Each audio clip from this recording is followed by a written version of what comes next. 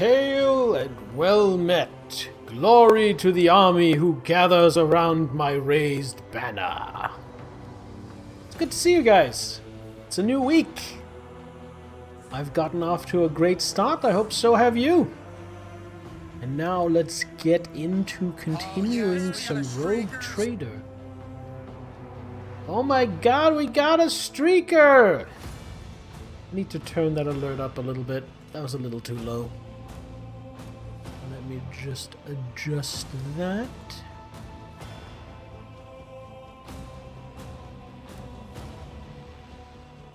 Just like so. There we go. Let's test it. Oh yes, we got a streaker. Go. Thank you for the streak, Zell. I appreciate it. As you know, I do. Let's load in, and while this loads in, cheers, everybody.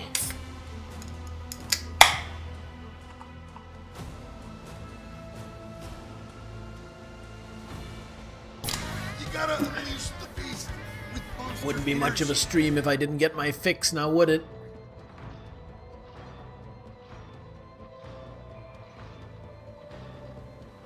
So how is everybody? Has everyone gotten off to a good start to their week? Because I have. I've gotten my shopping done today, and I actually got to the gym and had a really, really good leg day. Like, I crushed it. I feel really good about it.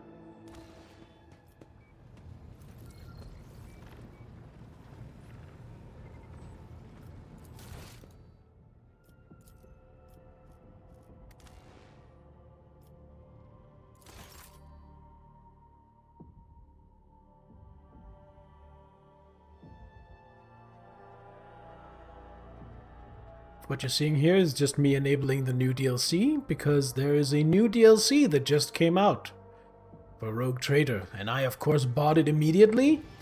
I don't know much about it, other than the fact that it has something to do with Trazyn the Infinite and his museum.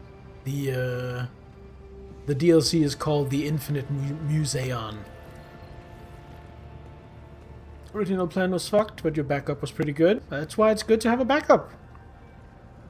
Smacked myself in the face, was home alone most of the day, and now you're eating pizza while making time vanish by playing Factorio, while waiting on the Steam Next Fest to begin. What is the Steam Next Fest? Is that like a event show with announcing new games and stuff?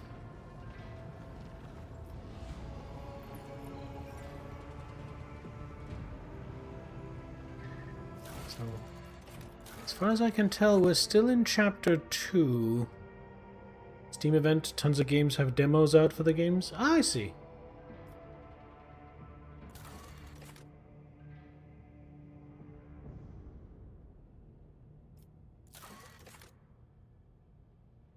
Oh! Cassia has asked the Lord Captain to discuss the events of the ceremony with her.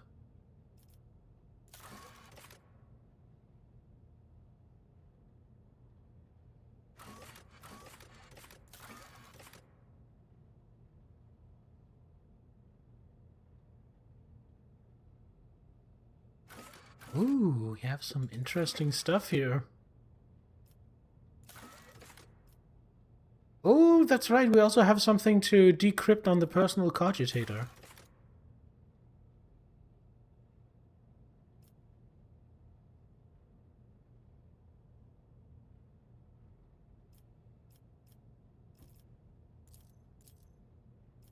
Where is that fuel lever? Let's do that first. You think for them to be part of the next fest, they're not allowed to have already... Oh, so it's specifically only for games that are about to come out and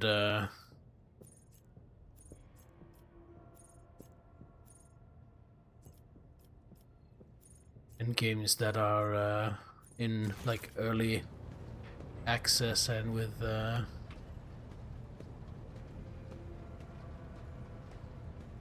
With early access and demos and such, interesting. Well, I assume you will be ditching us to go check that out once it happens. So I hope you have a good time with it.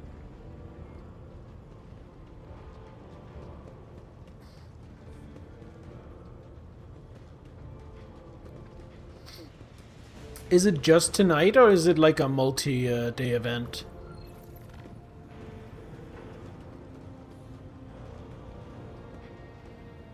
It's a week.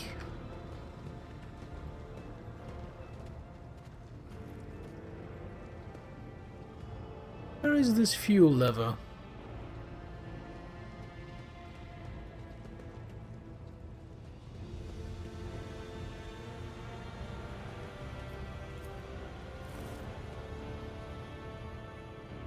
System operational. But then it starts smoking.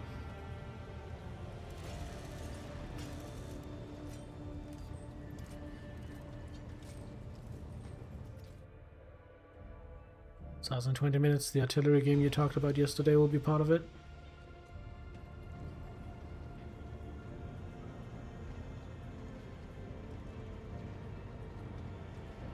But here's the thing, you already know you want to play the demo for the artillery game.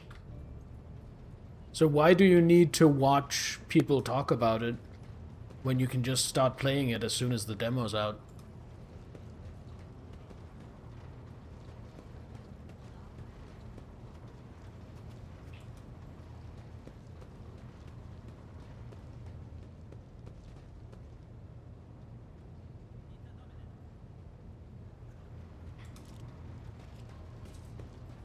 There's no stream, just demos? Oh, I thought it was like a streamed event with people talking about the game. So it's literally just they're launching a bunch of demos in 20 minutes. Got it. I misunderstood.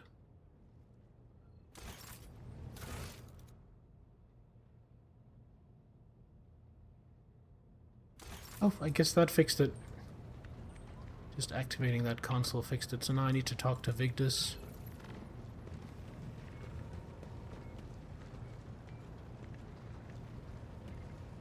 Okay. When you approach, Vigdis pulls away from fine-tuning another Vox and bows her head. Lord Captain, the ship informed me of our imminent meeting. My personal log states that the ship's Vox system is malfunctioning. Can you explain? Lord Captain, the Voxmaster is caught off guard by your question. It takes her a moment to find her words. The Vox system is functioning as expected, and no communication problems have been reported by any of the crew. Please allow me to check the system's calibration settings in your presence to alleviate any concerns you may have about its performance. The Voxmaster's thin fingers dart between hundreds of wires and cables on the control panel. Flipping switches and turning dials, she issues commands and methodically checks the lines of communication with the crew on every deck. At last, accompanied by the sound of static, the crackling of the Vox and the flickering of the signaling lights, the dance of her hands concludes. All finished, Lord Captain. No issues detected. The system is working as expected. She studies your face and she awaits your response. Hey, Gaming! Welcome on in. How's it going? We are just getting started. We haven't really gone anywhere or done anything yet. Thank you for your service, Mistress Tolleman. Lord Captain, she offers an unusually deep bow, likely using it to mask her confusion.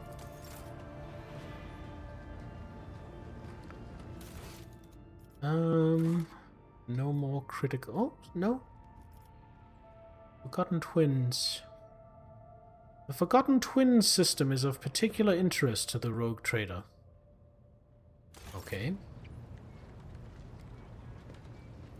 So I wanted to check out the Forgotten Twins, and I wanted to check out Last Chance of Cyrene. Hey, Fragmotor, welcome.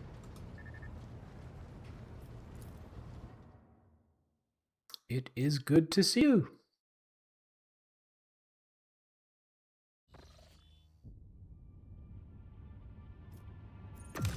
Got a whole sheet of paper. Wow. Okay. Last chance of something or other and something or other of Cyrene. Last chance of Cyrene is up here, where I have to go duel the Drukhari anyway. What was it? The twin something. Forgotten Twins. I think that's over here on this side. Yeah, Forgotten Twins.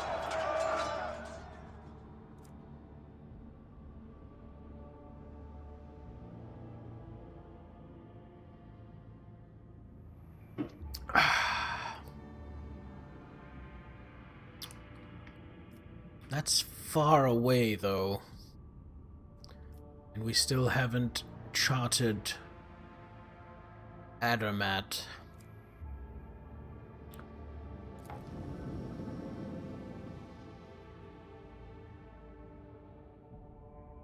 Nothing, but that did give us some insight. So I'm thinking I want to go here, here, here. Hopefully chart a route there and go there. But then before we go take on the Drukhari, we go check out some of this other stuff. We visit Footfall again, and we go to the Forgotten Twins. Stuff like that. That is the plan. Your Ladyship, I beg your pardon, but this cannot wait. Drivesmaster Zyra Talar entreats you to visit the Sector Bionica at your earliest convenience. The ancient Archaeotech, the sacred implantation throne, is at risk of being lost forever. The relic is unique and as old as the ship itself. It was damaged during the traitor Voidvir's mutiny. Despite the tech priest's ceaseless prayers, its machine spirit continues to fade. It may soon be irretrievably lost. I shall descend to the Sector Bionica immediately. The High Factotum sighs in relief. I humbly await your arrival.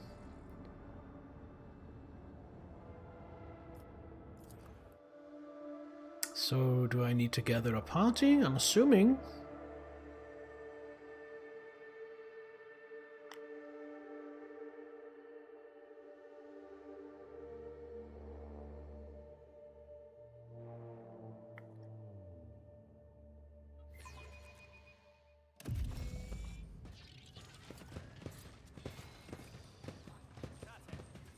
Just gave me a party. It's fine. Oh, yes, we got a streaker. Oh, Frag! Thank you for the streak. The implantation throne is majestic in its antiquity. The metal bench, surrounded by countless injectors, manipulators, and vid screens, leaves no doubt as to its purpose. The very nature of this machine is designed to transform living bodies by fusing them with blessed iron. Even to the naked eye, it is clear that the machine is ailing, grievously so. The manipulator's segmented tubes hang limply, bleeding unguent, while the dusty lumens are only dimly illuminated. As the tech priests try to revive the relic, each swing of their censer is like a pendulum, ticking down the moments until the throne's untimely demise. Your Ladyship, thank you for gracing the Sector Bionica with your presence. You are already acquainted with Drivesmaster Zyra Talar. It is she who has been tending to the ancient relic. She is here to convey the wretchedness of our present position. The tech priest slowly extends her mechadendrites, twisting them in an intricate gesture of greeting. Lord Captain, the blessed machine spirit that dwells within the throne is fading. I and many grieving tech priests have been performing unending sacraments of tech healing and prayers of operational benediction on this shrine, but even our devotions are merely staving off the inevitable. This throne is a creation of the Omnisire, made centuries ago. Even before the unholy desecration of the relic, we were barely able to propitiate its ancient machine spirit to perform sacred augmentation procedures. Many litanies and operating protocols did not survive through the ages. Now, with the demise of the keepers of the implantation throne during the mutiny, they have been lost forever. This sacred machine must be saved at all cost. How were the relics damaged? The high factotum clears his throat and grimaces. During the uprising instigated by the rebellious Master of Whispers, the Sector Bionica was besieged. The Janitors and Medicae officers heroically defended the throne, but eventually the rebels broke through. Most of the defenders fell in the battle, and many machines were lost or damaged. Many were able to be restored, but the throne was particularly badly damaged. And how do we save it? Only a servant of the machine god endowed with the high rank of Genitor Extremis, versed in all the necessary rituals and learned in the mystical currents of the motive force, can perform the reparative sacraments and reanimate this mechanism. The only place where one might find such a servant is in the cloistered station of Alter Templum Calixis External 17. Ooh, you're streaking too. Thank you for the streak, gaming. So many streaks a day.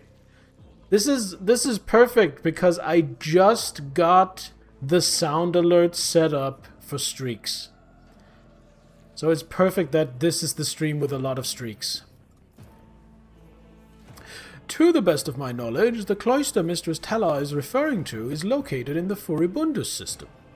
Its denizens are not well disposed to communicating with the laity, but I am willing to leverage every diplomatic connection I possess to gain an audience with the station's clergy. In that case, time is of the essence. The Drive Master's Vox Grill emits a binaric aria of thanks. High Factotum adjusts his monocle with a satisfied look. I thank you for your favor, your ladyship. Before you depart the Sector Bionica, I would also like to present to you Genitor Majoris Ferens and Vivisector Jays Martinax. They are currently performing an urgent procedure and therefore were unable to attend the inspection in person, but I am certain they will receive the Rogue Trader's visit as a great honor. If you will follow me...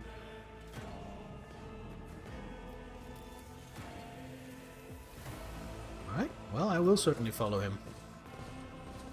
I think this is the start of the new DLC. I have a suspicion that this is part of the new DLC.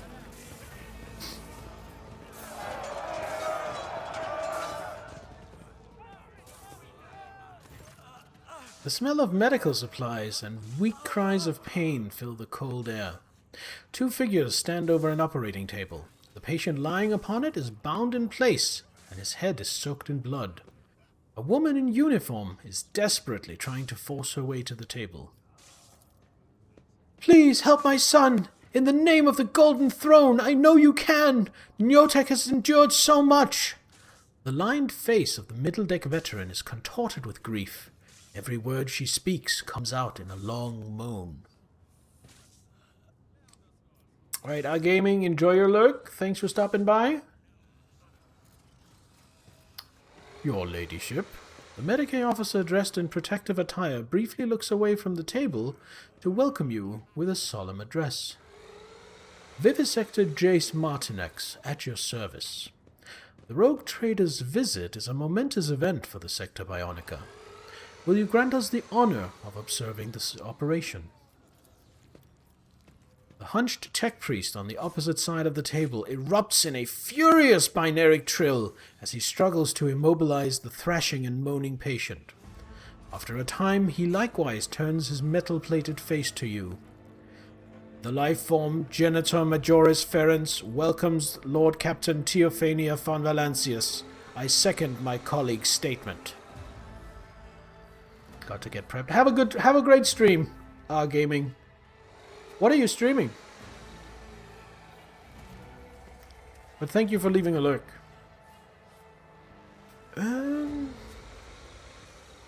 Tell me about the operation. Lord Captain, our guiding light.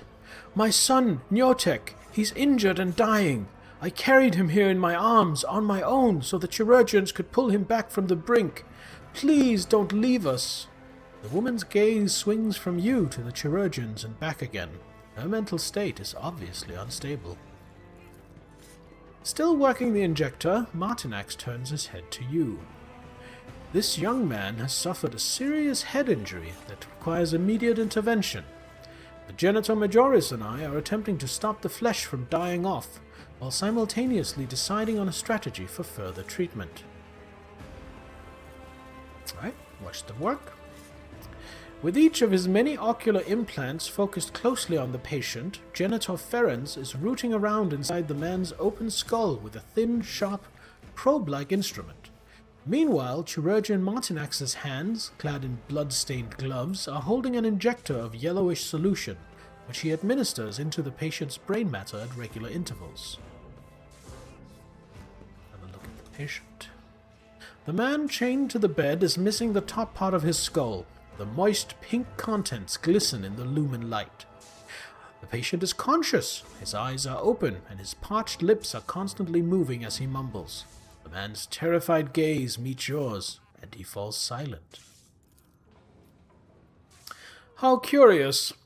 It seems the rogue trader's presence is indeed influencing the patient's state of mind. Martinax looks back at you with interest. Whether it is a manifestation of devout faith in his anointed, or a bizarre form of delusion, it can only be to our benefit. Whatever you're doing, your ladyship, please continue.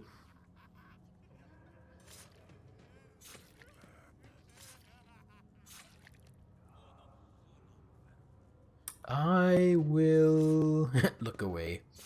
I will smile at the patient. For a moment you think there is a flicker of vivid emotion in the person's pain-ravaged eyes, something akin to extreme surprise. A gasp of astonishment escapes Cassius' lips. Lord Captain, the failing soul of this man has blossomed anew with color the very moment you drew near. The venerable Medicae speak truly. Your mere presence instills in this wretch a will to cling to life.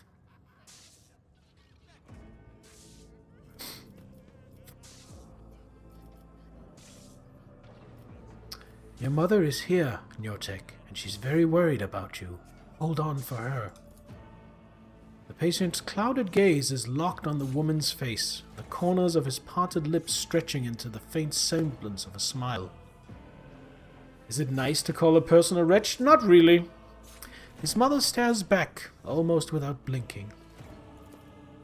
Through the bloody foam on his lips, the prostrate man whispers, God, Emperor, bless you, Lord Captain. Barely exhaling the words, he takes a deep, pure breath. A moment later, the two people leaning over the patient simultaneously raise their instruments. In a colorless voice, the tech priest proclaims, registering the complete stabilization of the life form's condition. Internal cortical damage has been treated, requesting closure of the calotte and transfer of the victim to B-class stimulants. He will live, but the stimulants won't replace that part of his brain. If we implant the sacred cortical augment in his skull, it will restore his lost ability to think and act. Lord Captain, please, your subject has a genuine need for this augmentation. This constitutes a violation of the sacred directives. The value of an individual life form is incomparably less than the value of the sacred technology required. Augmetics of the specified class are rare and are restricted to senior officers, thus dictate the regulations of the Sector Bionica. Who is this man? An expendable life form to be utilized in void battles, one of thousands. A soldier from a Voidsman combat unit, and a devoted servant of the Emperor. Lord Captain, this young man has been fighting for his life, even through horrendous pain. If you allow the augmentation to be installed, his perseverance will become an example for others to emulate. My son, he's serving in a void unit. I was the one who told him to go there. My poor Nyotek, rasps the woman from behind the Medicae officers. How was he injured? In the last void battle, Lord Captain, where he barely survived his injuries. Oh, that was when we were fighting the Chaos. He has suffered a few healing attempts from charlatans on the lower decks and has endured a long road to come here. However, no weapon can destroy the devotion and fortitude of a true servant of the God Emperor. Alright, what are your respective proposals? Before I ask for proposals, I am going to guess that Martinax will propose installing the Augmetic. I will guess that Ferenz will propose servitorization, so he can still serve the ship. That's my guess.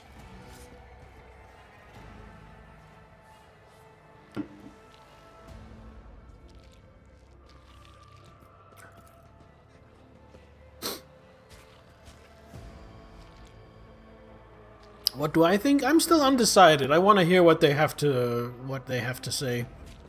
But I am playing as an iconoclast, so I am slightly leaning towards letting him have it. Stall it and make him a senior officer? That's a good call, Nittler. Oh, it's only for senior officers? Well, he's a senior officer now. Give him the thing. I'll keep that in mind. That was a good... Yes, Sandsdale. I got the new DLC. I think this might be the start of the new DLC. I'm not sure, because I know very little about the new DLC. But I'm guessing this is part of it. I understand that my opinion may strike you as strange, for the mere fact that this poor soul has found his way to the sector Bionica might itself be regarded as a blessing. Yet hear me out. The installation of a cortical augmentation will restore the patient to health, serving as an example for the rest of us through his heroism. This will inspire the people and strengthen their faith in the Lord Captain, and let them know that the rogue trader's mercy will not abandon them in their hour of need. Apparently the DLC has something to do with Warhammer 40k. Can we ban Sandsdale? Fucking spoilers? Just gonna waltz in here to my stream and just fucking spoil the DLC that I just got for this game. Who the fuck do you think you are? Nah, it's cool. So I know it's called the Infinite Museon, and I know it has something to do with Trazyn the Infinite's museum, his collection. And I know there is a new companion who is some kind of tech priest. And this little storyline I'm in has already talked about needing a special tech priest of a special rank that we have to go back to Furibundas to get. So I think this is leading us into that for the DLC. Suck it, Dane. Svensk jävlar!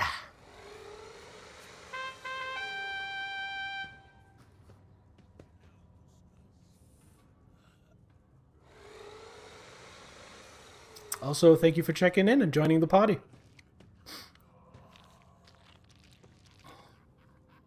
Oh, good call. Good call on the, I mean, we're joking around here, but still, good call on the pin, Zell. Thank you. I summon Scarbrand. Fuck. I summon Bjorn the Fell-Handed. I think he could beat up Scarbrand. Alright, let's see what Ferenz has to say. I'm guessing servitorization. The life form on the operating table is easily replaceable and does not possess any substantial functional value.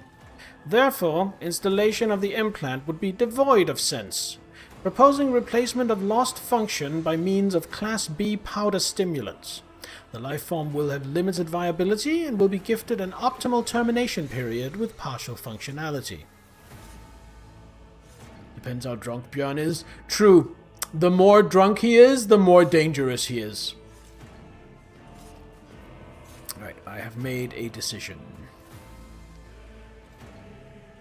Fit the augment. We hear and obey, Lord Captain. This guy... So for those of you that have seen... I don't know the name of the actor. But for those of you that have seen Game of Thrones, up to about season 5 or 6, there is a guy called the King Beyond the Wall, named Mance Rayder. And he is the leader of the northern wildlings beyond the Great Wall, at the very north end of the continent of Westeros. This guy's portrait really reminds me of him. Let me just,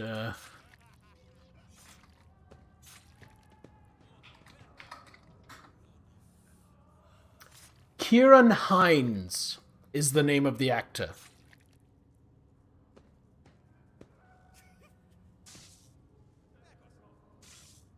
Seen Bjorn drunk. Did not look that dangerous. Oh, not that Bjorn.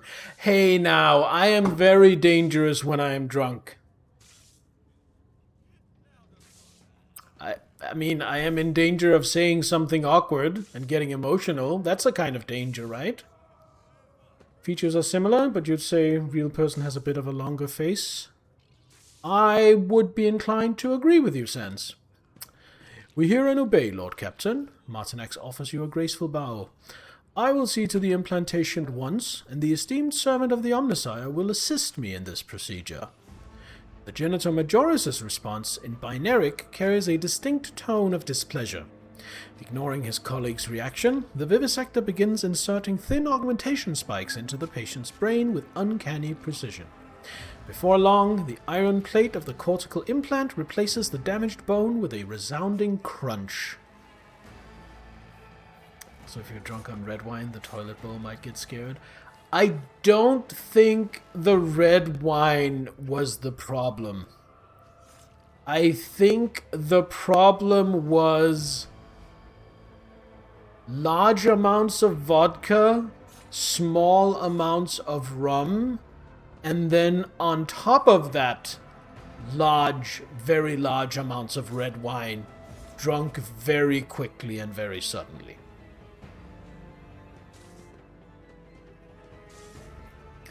I think while the red wine was the trigger, I think it wasn't the whole of the problem.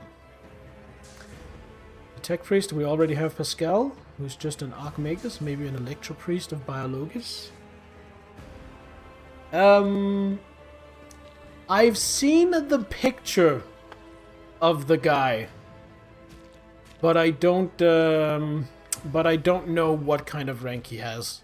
I mean, I guess we're about to find out. In the silence, you hear the soft sobs of a woman. Nyotek's mother is weeping helplessly, furiously wiping her eyes with her hand, but now a smile of relief lights up her face. Thank you, your ladyship. I will remember your intercession for the rest of my life and pray for your good fortune.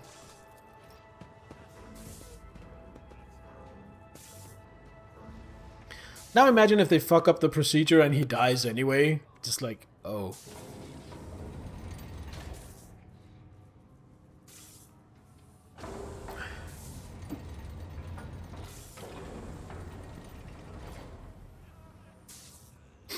Is that a recovery ward?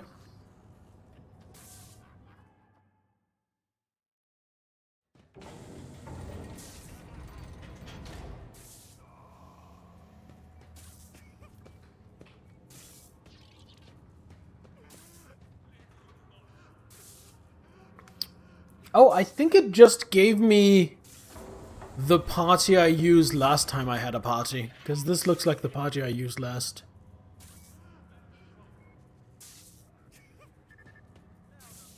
It might be user before amount frag motor, and it might require the @ symbol before the username. I'm not sure.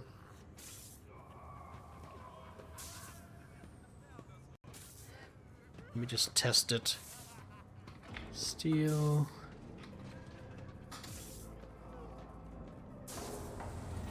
Yeah, see, it's the username has to go before the amount.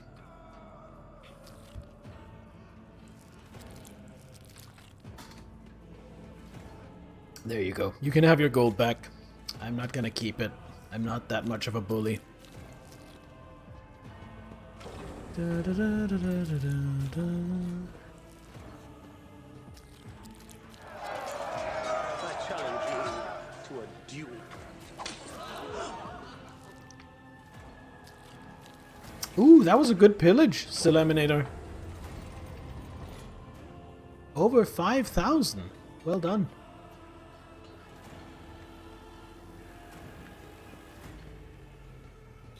Kept it as payment for telling them out. If I had taken it from you, Zahel, I would have. But Frag is new here and doesn't have as much gold as many of you, so I'm a little more lenient with them.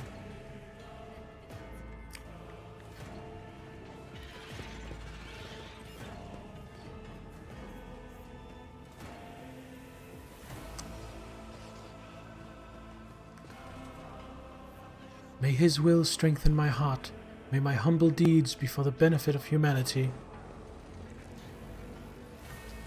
Place is cool. Oh, there's Genitor Ferens. Where is the Vivisector? Is he over here on the other side? Yes.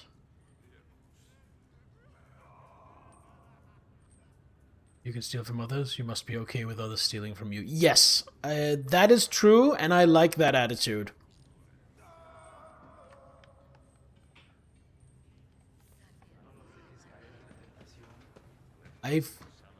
There's a lot of joshing and joking around in this channel, but a big part of it is you have to be, if you're going to dish it out, you also have to be able to take it.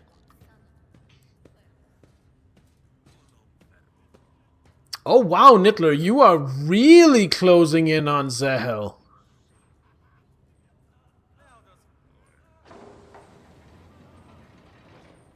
Only 50,000 away. Right, let's talk to Vivisector Martinax.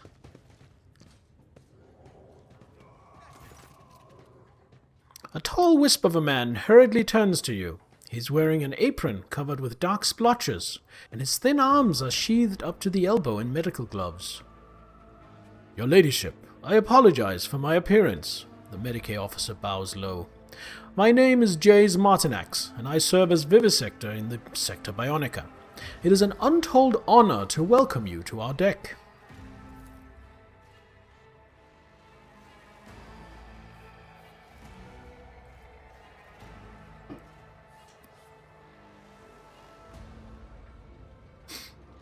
First of all, allow me to express my gratitude for permitting me to place a cortical implant in the injured man. Thanks to your mercy, one more person has been able to continue his service to the God Emperor.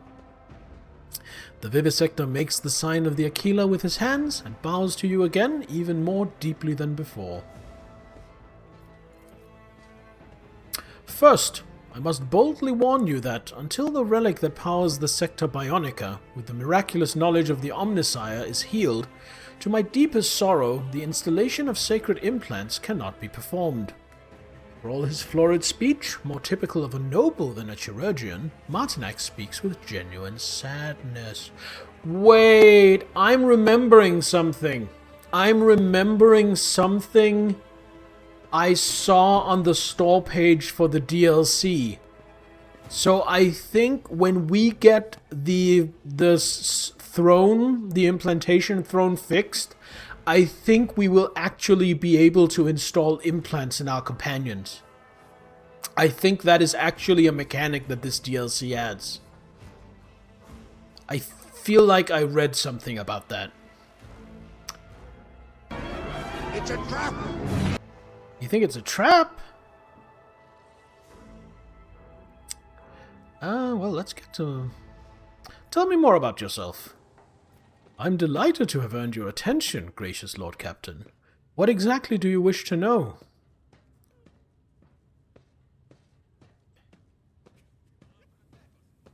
Don't do it! Remain human!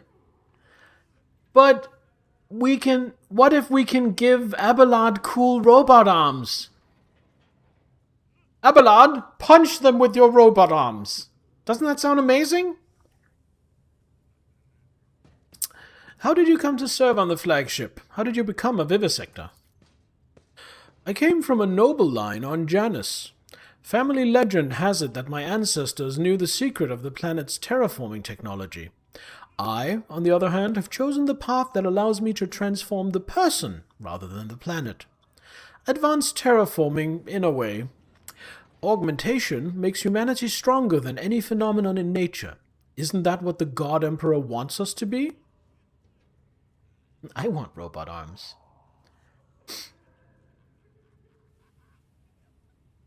So I don't want to punish me with squats for that? Really? For wanting to give Abelard robot arms? Ye of little faith.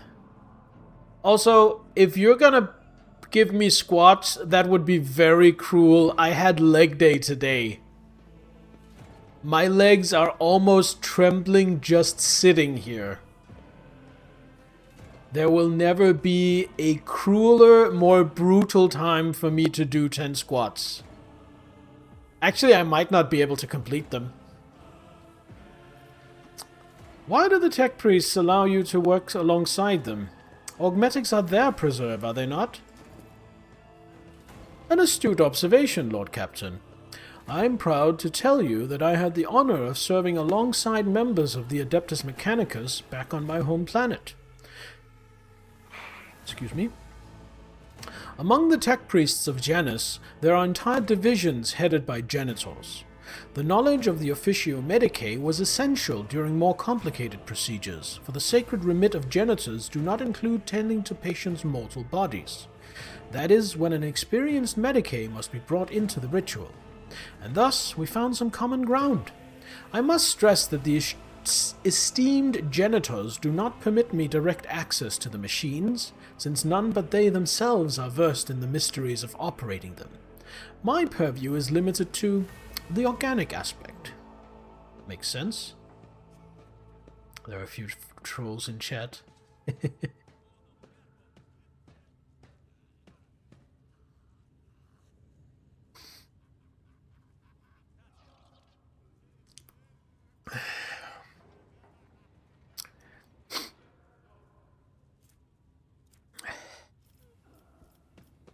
You and Ferenc do not get along. For a second, Martinax's impenetrably friendly tone cracks, and he sighs waspishly. Ah, frag. My lord, another faithful follower has taken your vow. Thank you for that gift sub. I know you just did it to get Nittler to give me squats, but still, thank you. 5 minutes ago, the clock said 6:45. Yeah, that's half an hour ago. I'm gonna finish reading this, and then I'll get the squats done. But, like I was saying, even though you just did it to get Nittler to give me squats, I still appreciate the gift sub. I still appreciate the support. It means a lot to me. Yes, Lord Captain. Sometimes we seriously disagree.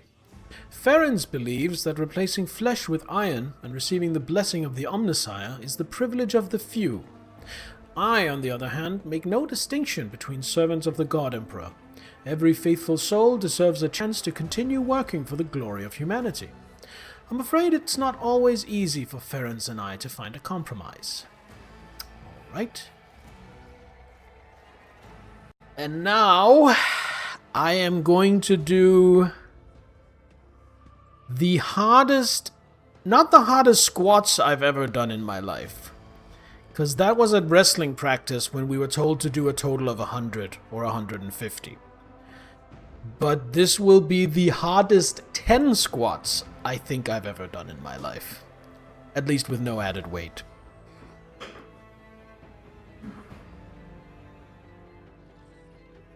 Because here's the thing. I could just cheat and just do shitty squats and just do them like this. But I'm a stickler for form. So I have to go slow down, full depth. Otherwise it doesn't count. So here we go. 1, 2. I am trembling. 3. I don't know, Nittler. 4. 5. This isn't so bad, actually. 6. 7. 8, 9, oh, 10. And then just to style on them.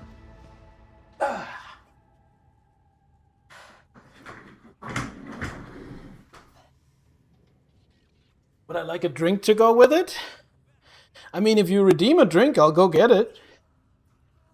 It will help loosen up so tomorrow won't be so bad. Hopefully. Hopefully, Frag. Drinks all around. And a drink.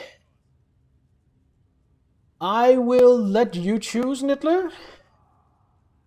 Should I do a mixed drink with some vodka and Faxacondi? Or should I just take a shot?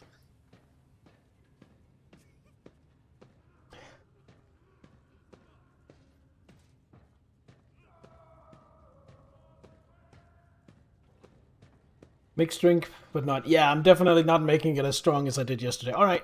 You know what? We have ads supposed to start in 8 minutes. So I am going to step away. I'm going to go pee. I'm going to mix myself a drink. I'm going to run the ads to get those out of the way. And I will be right back.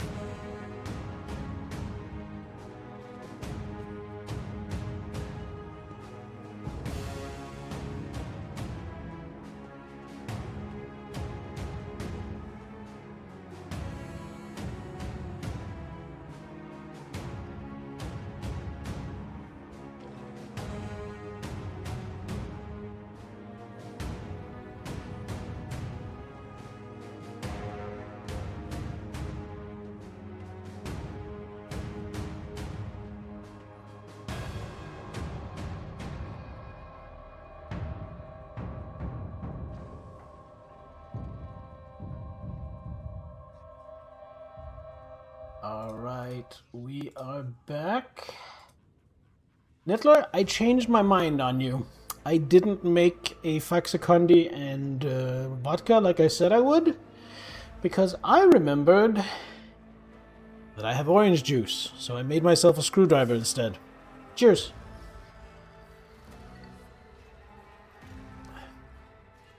And I nailed it. That is not too strong, not too mild. Just nice and pleasant. Alright, let's get back into the conversation. Let's talk about something else. You work in tandem with the janitor, don't you? Oh, clicked the wrong thing. That's right. Ferenz is in the business of coaxing machine spirits with the most sophisticated augmetics. Martinax's face twists into a strange expression. Who makes the final decisions during procedures? I am in charge of the Sector Bionica. I do not mean to belittle the servants of the Adeptus Mechanicus in general, and I certainly do not, and certainly not Ferenz in particular, but they have much to learn from the Officio Medicae when it comes to healing. Martinax's voice sounds undeniably smug. So what exactly does a vivisector do? My primary task is to heal the flesh, Lord Captain. I oversee the processes involved in the workings of the body, and in the case of augments, how well they are joined to the flesh. You might say I make sure that the metal sacred to the Omnissiah becomes a true extension of the living body. The chirurgeon raises his chin proudly. Tell me about the Sector Bionica. The Sector Bionica is a special part of the Medicae facility where we employ augmetics and implants to give life back to those who have been irreparably injured. Excuse me. We replace lost organs with consecrated technologies and offer the maimed the chance to serve the God Emperor once more. The sector's assistants and Medicae officers report to me, while its tech priests report to Genitor Ferenz. Few vessels can boast a Medicae concilium of such quality. Alright, why is the implantation throne so important to you? It's probably a consequence of my years of practice among the Genitors. The chirurgeon listens with genuine sadness to the lilting sounds of the binaric hymn sung by the technomats to keep the ancient machine alive. I learned much of the craft of healing from them, and after I found myself in the Sector Bionica, the machine spirit that inhabits this relic became my mentor. The artistry with which this machine joins flesh and sacred metal is so laborious and delicate that no human can replicate its efforts. Many Medicae officers here have accomplished great things in their practice, but these successes are only crude imitations of the healing sacraments performed by the throne on their patients. Its loss would rob the Sector Bionica of its soul, Lord Captain. We cannot allow that to happen. Right, I've heard enough out of you. Now, let's go talk to Ferenz and see how mad he is that we gave bionics to a lowborn.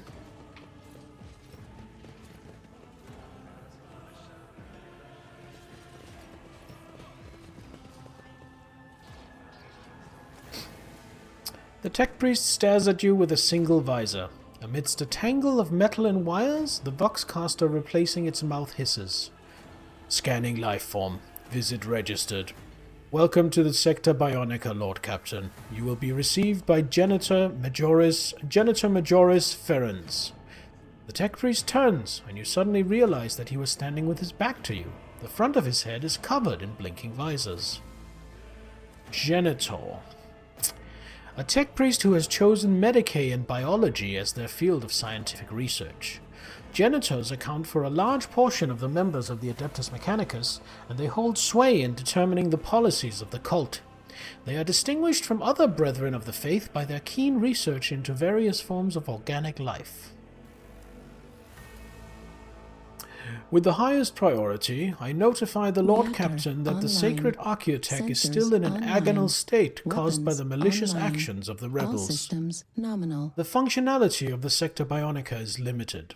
The lifeform Genitor Majoris Ferenz humbly awaits your assistance in purifying the reliquary mechanism.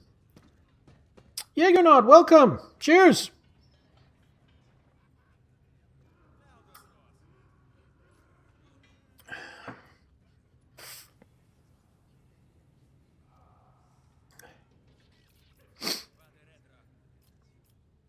Alright. Why do you care so much about curing the throne's machine sickness? Deep bass notes carrying genuine reverence rumble in Ferenz's hiss. I am inclined to conclude that the Archaeotech augmentation machine harbors a spirit that blesses all things around it with the grace of the Omnissiah. The janitor sweeps a mechadendrite over the space around him. Its nodes and pistons are filled with the wisdom of the machine god, unfathomable to humble adepts, and if entropy consumes the spirit entirely, such wisdom will be lost. While the body of the machine remains in dysfunction, its spirit suffers from idleness. The motive force cannot nourish it, and its lenses remain blind. Litanies and rituals keep such an ancient creation of the Omnissiah from fading away completely, but these are only palliative measures, and if the spirit abandons its receptacle, the Sector Bionica will fall into decay, for this relic serves the same function as the heart does in human life forms. Tell me about the Sector Bionica. The Sector Bionica performs the repair and installation of sacred augmetics for those who demonstrate the most efficient service to the ship. What does a Genitor Majoris do? Those bearing the rank of Genitor bestow blessings on the installation, consecration, and maintenance of the augments, thus drawing the feeble bodies of humanity closer to maximum efficiency pleasing to the Omnissiah. You work in tandem with the Vivisector, don't you? I deem the results of your scan to be accurate. The Vivisector performs the functions of preparing the carrier for installation of the maximum efficiency configuration. Who makes the final decisions during the procedures? The opinion of the Vivisector lifeform carries the most weight. The request for a review of the chain of command has not been granted. Alright, I'd like to know more about you. Given your inability to conduct a scan, I will respond to a limited set of inquiries.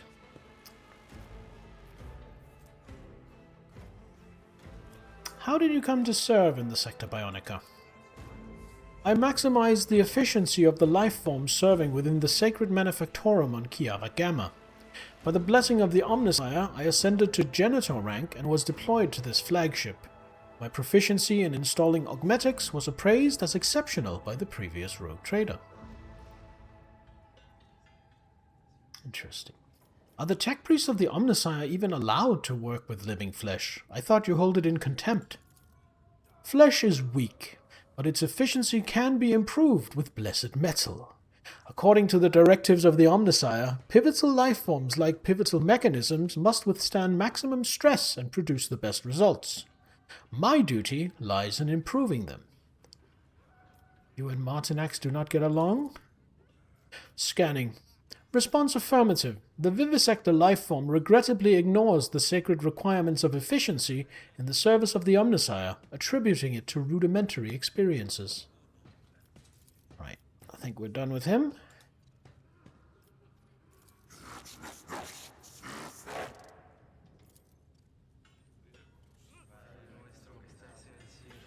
Then I think that's all there is to do here for now. Maybe we can talk to this Technomat, but I don't think he'll have anything interesting to say. No, he is just busy trying to save this machine. Alright, so go to the Furibundus system. I was kind of planning on doing that fairly soon anyway.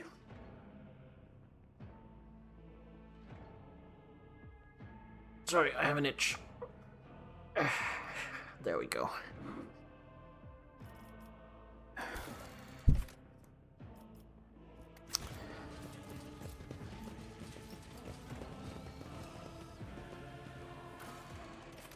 Go to the bridge. And then I need to speak with Cassia. I forgot. Let me do that before we continue our journey.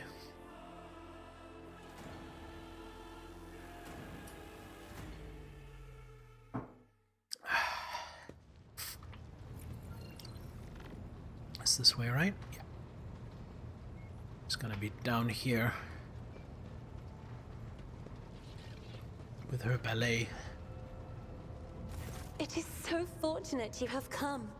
I admit I was seeking you out myself. After the events on Dargonus, it felt like an anthracite grey mantle had dropped on my shoulders. I spent a long time thinking about our very first meeting and what happened next. I cannot wait to shake off this dreary color. It was very naive of me to follow in the footsteps of the man who raised me in a gilded cage. And I was deaf to the needs of my own house. But you opened my eyes. As the future Novateur, I must gain wisdom to restore House Orselio to its former glory, no matter the cost. Thank you. It will be an honor to keep guiding your vessel through the Sea of Souls, for as long as the needs of our dynasties are aligned. You will hear no objection from me, Lord Captain. You did not mention the Starway Atlas when we met.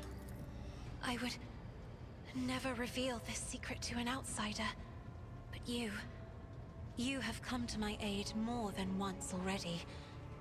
The Starway Atlas is a sacred artifact of House Orselio. It helps our navigators chart a course through the warp. This crystal, the Atlas, has been inside me for as long as I can remember, giving me strength. But the others... I noticed the renegades in the palace were choked by ashen ghosts of despair when we met face to face. I swear the ghosts were reaching for their atlases. So the Atlas is some kind of crystal that is implanted in the navigators of House Orselio at birth? But my Atlas is much more powerful than the others. It's the Atlas of Tisiphone herself. That is what people have whispered behind my back my whole life, although no one knew for certain. But I always suspected. I simply did not wish to admit it to myself. Certain navigators in your house fear the Atlas's power.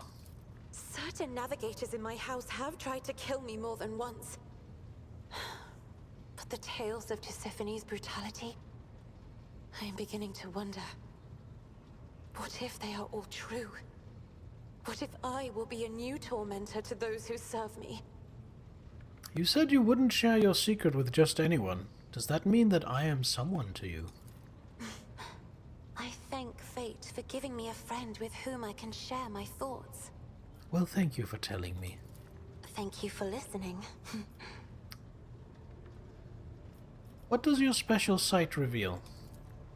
Reading Xenos' colors has always been a grueling challenge for me. The boundless palette of colors Iliad emanates is too painful to look at. Her hues are bright, blinding, unnatural, and very, very dangerous, Lord Captain. I would never entrust my safety to a being that screams so loudly and clearly of its alienness to human perception. Duly noted. The colorful shards of stained glass have risen up and enveloped Magos Haneman in a swirl of speculations. The silvery glint of metal no longer conceals his anxiety, nor does his scarlet robe conceal his doubts. The canvas of Kibella's soul has become a battlefield. I see sparks of acid green doubt giving rise to new shades of regret, pride, and cruelty. They are ruining her former palette of anthracite and scarlet. Sounds worrying. Mixing into ever more murky and frightening colors. Master Anthar is enveloped in dense gold, but like the sun on an ice world, its radiance offers no warmth, only the steely sheen of immovability. Sometimes I see flashes of another color. It is as if the metal carapace were only a screen, but deep down inside, scarlet fire rages. I have enjoyed your company. Thank you for the conversation. Alright. We got 175 XP out of that.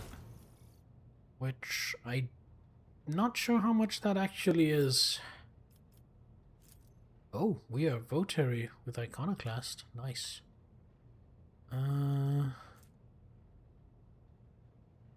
We need another 2,800 to advance. Got it.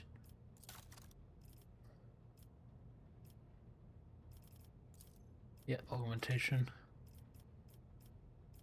Origin talents. Use wisdom of the tech god, huh?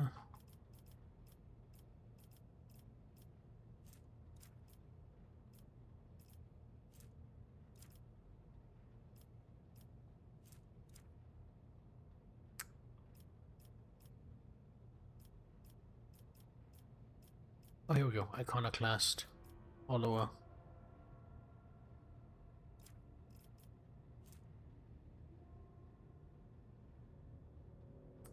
Oh! Okay. Then from Dogmatic, we gain... Rogue Trader and their allies gain a 10% chance to survive with 1 wound instead of falling unconscious. Iconoclast level 2. First round of combat, the Rogue Trader and their allies gain 5 additional movement points. Hell yeah. And then Iconoclast Votary. Oh, we also have Heretic Follower, so we have Resource Preservation. 20% chance to save a combat stimulant or medikit after using it. And Votary, we have Courage and Steel. Spend 30% less momentum when activating a heroic act. That's insane. That's amazing. Ah, so much good shit. Alright, so we talked to her. Don't want to do that just yet. We don't want to do that just yet. That is on Footfall.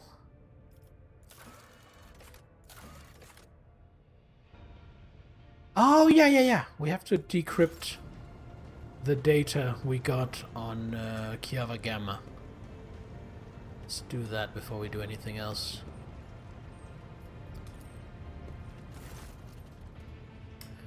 The tech priest by the cogitator nods curtly. The sacred mechanism is awake and ready to receive your request, Lord Captain. Ooh, I hadn't decrypted the data from Dagonis. I've only decrypted the data from Janus. Let's do the data from Dagonis. With reverent trepidation, the tech priest accepts the device from your hands and places it inside one of the drives, all while honoring the machine with modulating binary prayer. The turbines within the cogitator stir into motion, and the vid screen lights up. The tech priest extracts the data slate from the cogitator and gives it to you. The machine spirit has revealed the contents of the encrypted data, and I hereby pass it to you. This is where I reach the limit of my authorization, but you now have the option to review the decrypted data personally.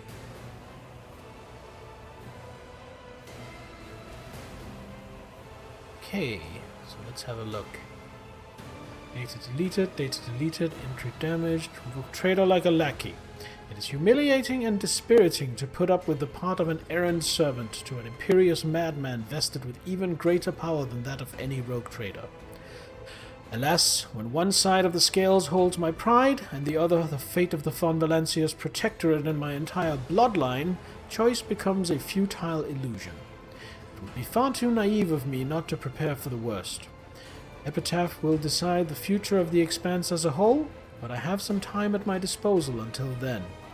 Heirs with the Von Valencia's blood in them will soon be located and brought to me. I cannot afford to delay the choice of successor any longer. Interesting. And the other data bank.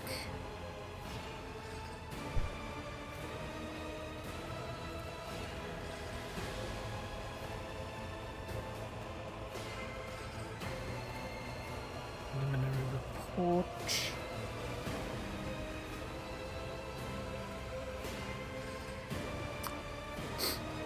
Reporter Unit Q59-/O Research Group.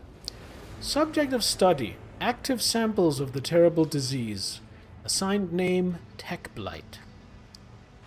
Effect: the Tech Blight is capable of corroding matter and destroying it from within at terrifying speed. This deadly plague infests mechanisms as well as any metals and other materials used as their basis. No technology known to the Crimson Priesthood, neither gifts from the Great Omnisire nor heretical products of Xenos, can withstand this onslaught. The disease poisons and warps the very essence and taints the code of sacred mechanisms. Observations. The tech blight triggers an effect that is repulsive at its core. It transforms metals into horrific forms of an unpredictable nature. During testing, it demonstrated the ability to fuse solid matter with organic objects, creating something new as a result. The phenomenon was assigned the name tech splicing. Method of transportation: ceramic capsules. Burnt clay is the only thing that can contain the pestilence. Extra caution must be taken given the container's fragility. Any damage might result in an uncontrolled outbreak. Damaging the containers is unacceptable. Current stage. Tests to subjugate the tech blight to his will and turn it into a weapon subject to the Omnissiah's wisdom. Test result assessment: success. Ooh, interesting. Note, the test triggered an event recorded under the name Incident N872-04. The quest for knowledge in his name will continue. Hypothesis 1. The tech blight was created in the darkness of unknown worlds, away from the eye of the great creator. Hypothesis 2. Any taint that exists to harm the machine god's creations can and will be bent to his will. I wonder who wrote this. I guess Unit Q59/O. Okay.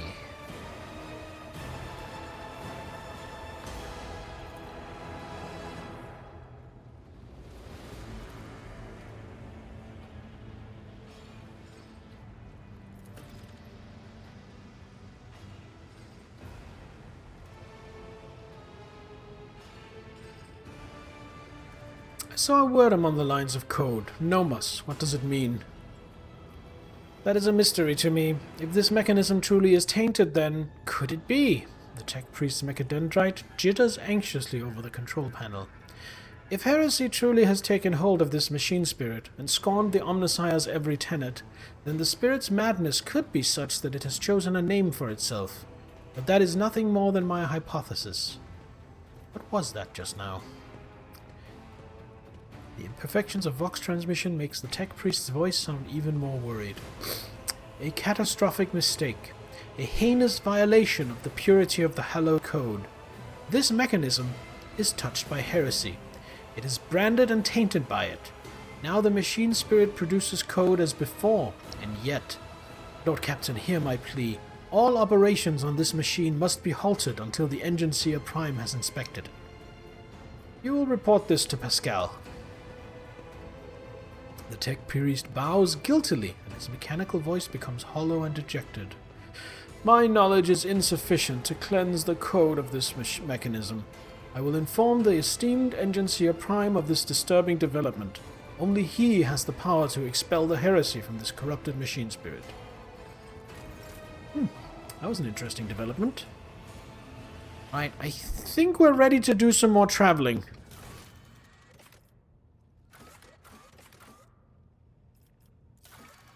I think we are ready, specifically... Okay, so all of that was one jump. Oh, we're not done. See, all that's happened so far was just us trying to get from Cranach to Nola Septum, and we're not even done. Lord Captain, we have visitors on the bridge seeking an audience. Your presence is required.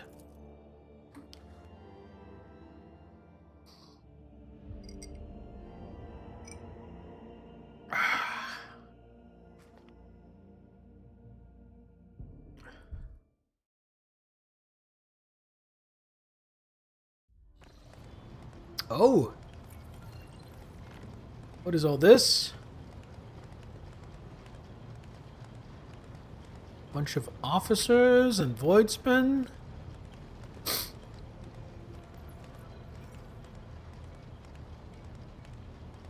They're all cheering.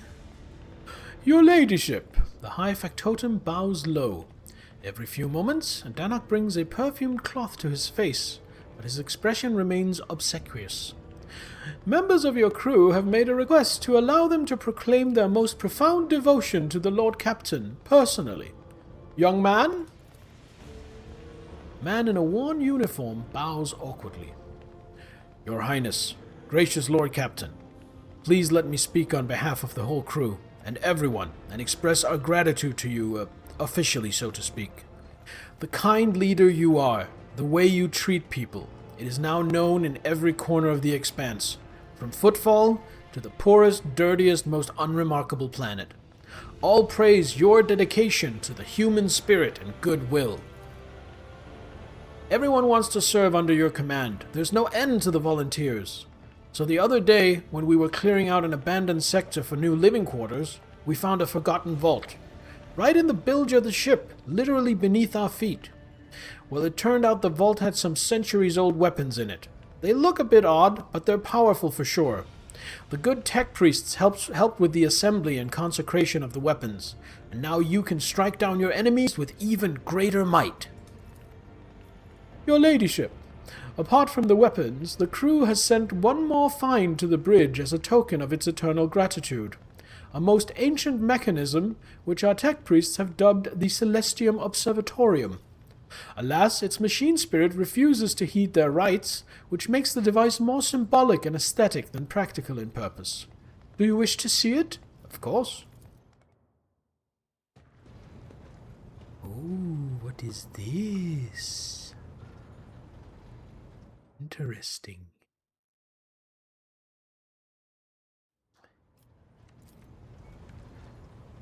The Celestium Observatorium looms over the deck. While the spirit of this ancient mechanism has gone silent forever, the words intricately inscribed on its frame can still serve as a source of resolve. A keen gaze sunders the darkness, abloom with deceit, and reduces all corruption to ash. Neat.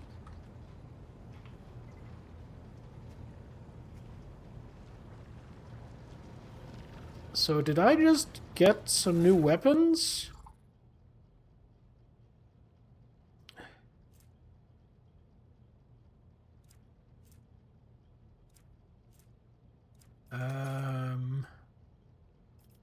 I would like it newest to oldest.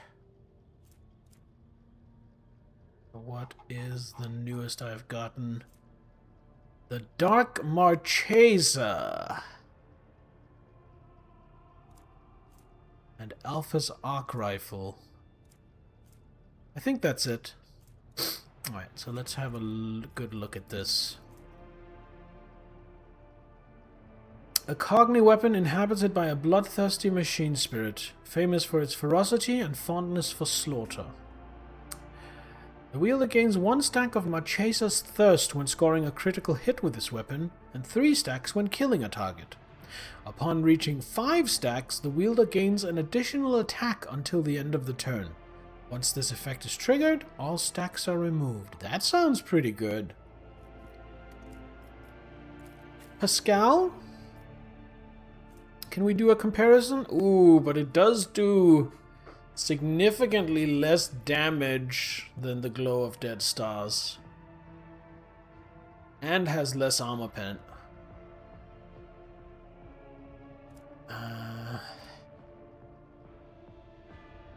Yeah, I think we're keeping Glow of Dead Stars. And of course, Alpha's Arc Rifle is... oh, that is a lot of damage.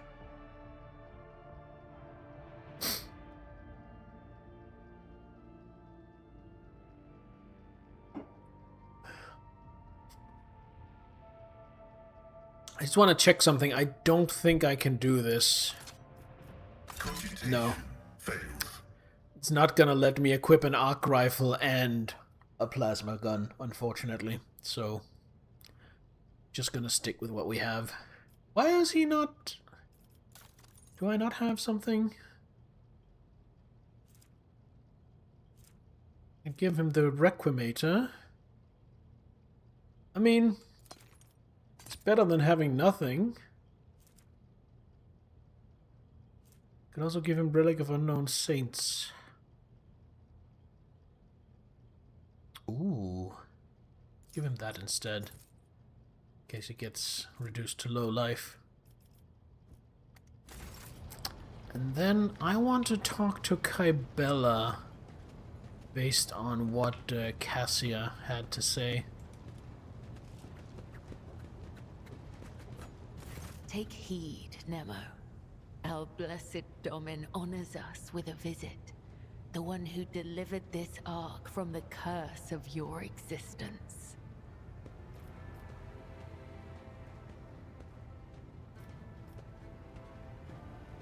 Tell me about the Emperor's Tarot. I use blood to read his sacred cards and hear the whisper of the Undying One. His tarot is not an answer, but a question I ask of the universe. And the universe answers with questions of its own. In this sacred communion, I perceive hundreds of possible outcomes. They are all true, and yet they are only visions. I know what will come to pass, and yet I do not. The Emperor's Tarot is usually read by sanctioned psychers. I am the spear of his retribution, not a witch or a sorcerer or a soothsayer. I have no strange powers, but I do bear his blessing. I do not command the veil. I am guided by his whisper and led by my faith, by the tenets. Please, do not mistake me for something I am not. Fair enough. You occasionally feel a shiver run down your spine or detect faint sparks in the air when you are standing next to Kybella. It seems her powers only manifest when she is practicing divination or in moments of pious exaltation. Kybella herself does not seem to be aware of her gift. Kybella's a psyker, oh god. And she doesn't know, so she definitely hasn't been sanctioned. Heinrichs, we need an Inquisitor over here. Actually, I already have Idira, who is an unsanctioned psyker, so... What harm can one more do, right? Can you give me a reading? Ask the cards, Domin, and I will listen. I'm worried for you. I want you to do a reading for yourself. Let's see.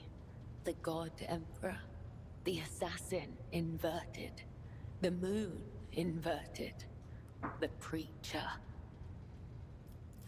I will meet death twice, very soon. The first time, it will not claim anyone, but the second, someone's thread will end, bringing change to many lives. This change may be a blessing or a curse. That is all I see. Alright, what does the future hold for me? The first card is the young warrior. It suggests inexperience, a path of becoming. The second card is the shattered world inverted.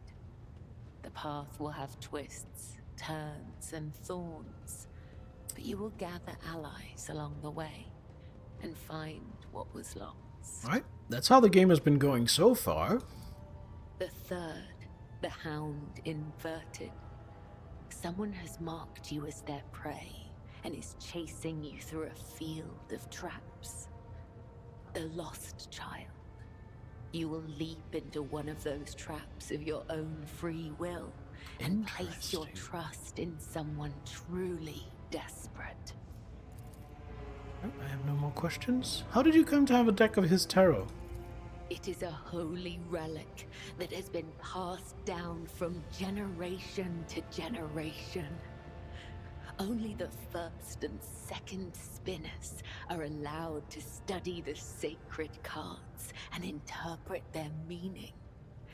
We use his tarot to guide the cult and discern the tangled threads of fate. There's a gift shop in Sector 7 on the ship that sells them. Get your Emperor's Tarot! Get your genuine Emperor's Tarot over here! Low prices while stocks last! Get 'em while they're hot! Step right up! Step right up! How many cards are in your deck? 34. There used to be more, but some have perished in the darkness of time. Their loss is a great tragedy for the blood-spun web. I want to talk about us. Doesn't even have enough cards to play Yu-Gi-Oh! How many cards does a Yu-Gi-Oh! Deck need to have? I'm here, Domin.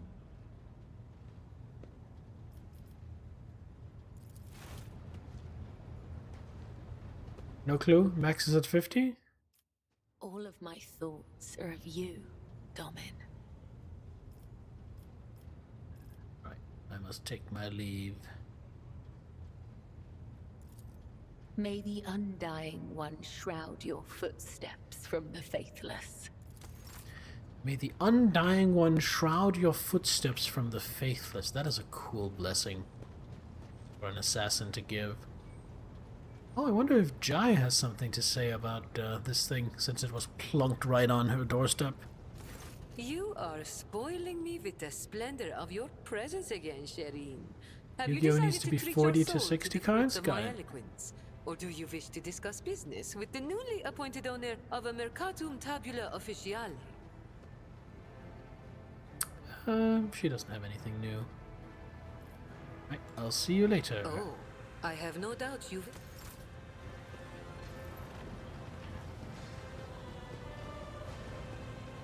To what do I owe this visit?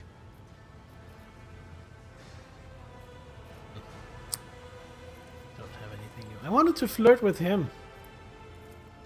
I really want to romance him, but I think I messed up something, so I can't. Tabula got PoE flashbacks.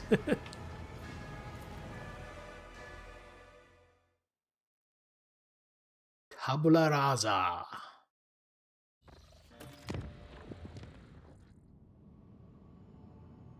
Agonis colony events requires the Lord Captain's attention.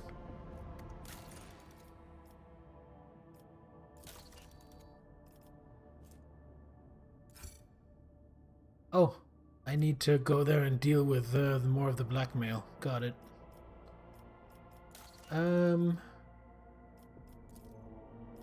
All stone doesn't have anything new to do.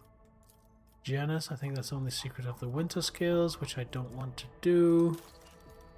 Agonis has a couple of options.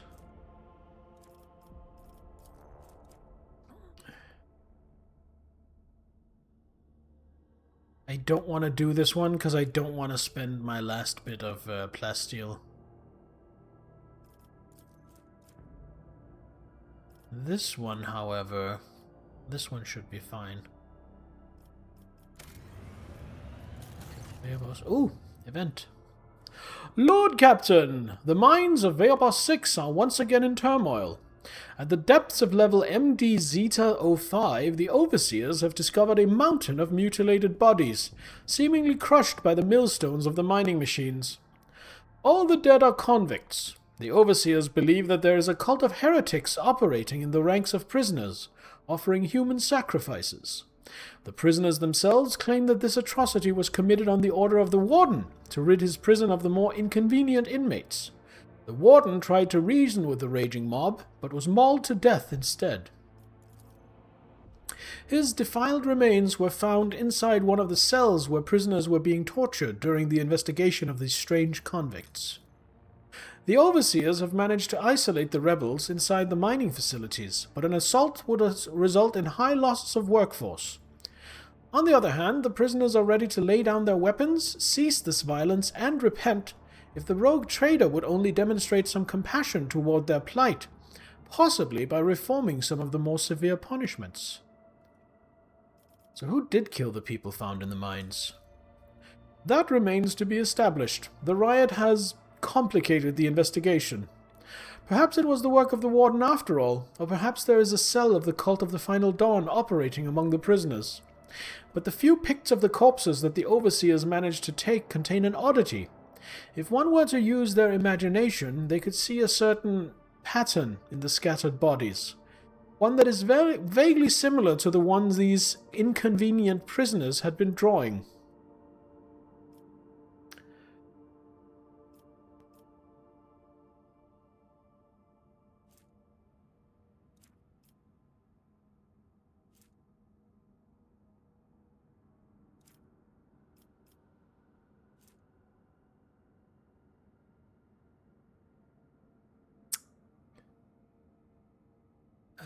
What do my advisors have to say?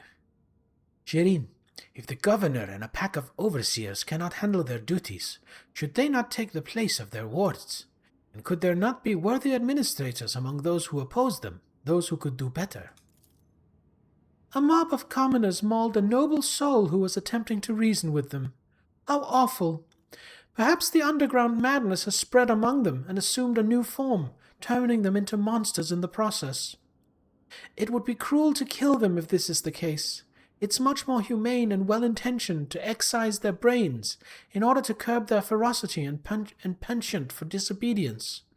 My house did the same whenever the serfs rebelled in their ignorance. A rather merciful step. Jesus Christ. I don't care about the overseers, the convicts, or their problems. What bothers me is the dead bodies. Who left them? That is the important question.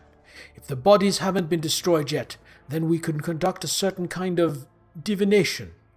The ritual is less than appetizing, but a psycho with a strong stomach could learn more about their deaths. The mercy of lobotomy. Yeah, seriously. The traces of death are like an open book to a disciple of the web. A skilled spinner can go to the mines and reveal what brought death to the convicts.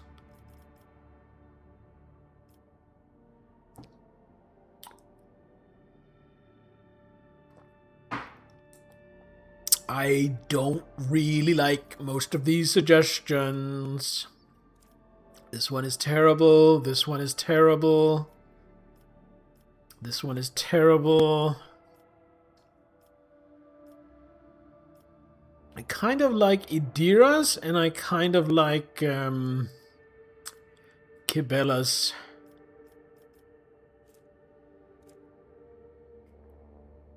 You know what? Let's use our specialists at what they do best. Let a spinner of the blood-spun web examine the bodies and give answers. May the secrets of death be revealed to the servant of the Undying One. The cultist spent days without sleep or sustenance, that seems like a good idea, studying every wound on the mutilated corpses. At last, the Undying One bestowed a revelation on him. The spinner sensed the victim's dying throes and proclaimed that a dark entity had claimed the souls of the convicts. Crippled by his visions, the man lost his mind and kept rambling, spouting gloomy prophecies of the terrible adversary. But his duty was done, and the rebellion abated as fear of the unknown rallied the inhabitants of the colony. And we completed the Envirodome, which also gave us some grenades. Let's see. I have a few options here. Bloodsport, I don't like the sound of this. There are now more convicts than there is work to go around. Gladiatorial arenas contained under Envirodomes will make use of this surplus, to the delight of visiting aristocrats.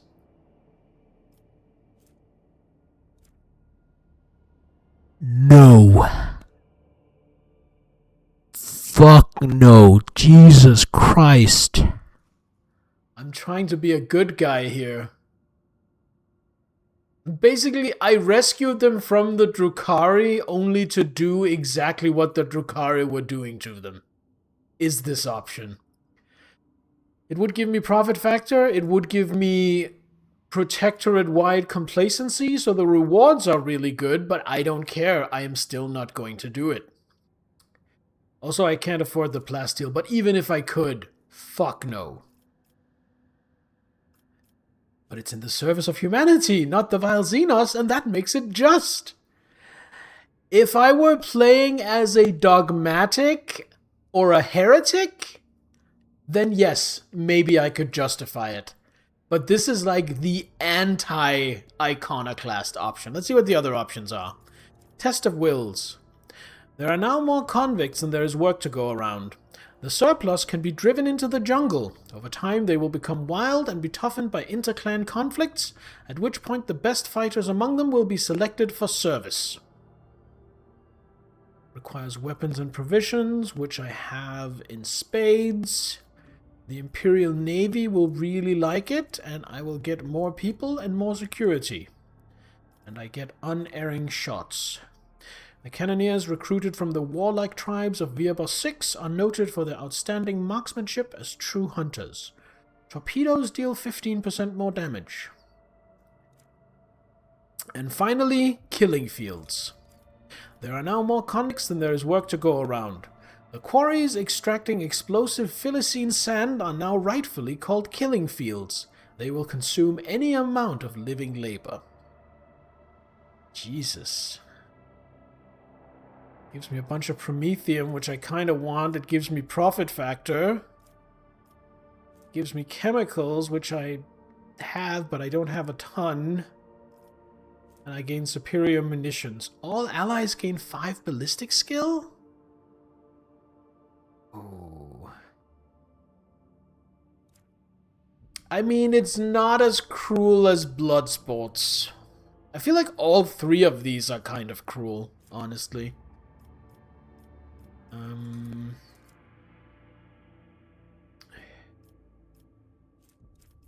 Give me the vigilance ring. Melter scorching shot once per combat. Ooh. Warp guides.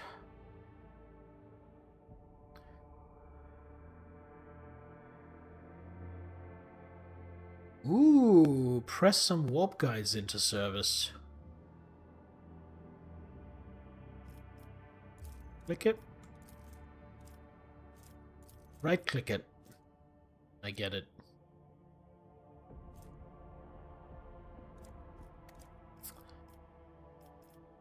Dreamless is kind of brutal.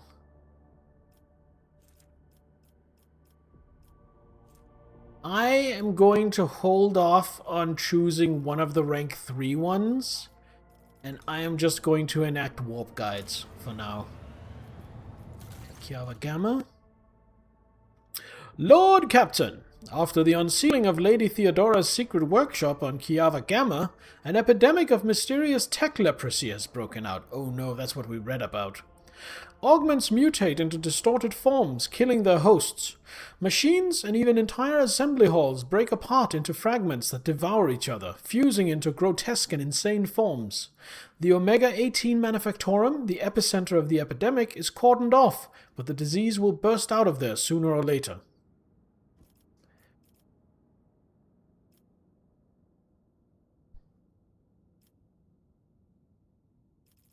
What is known about this disease?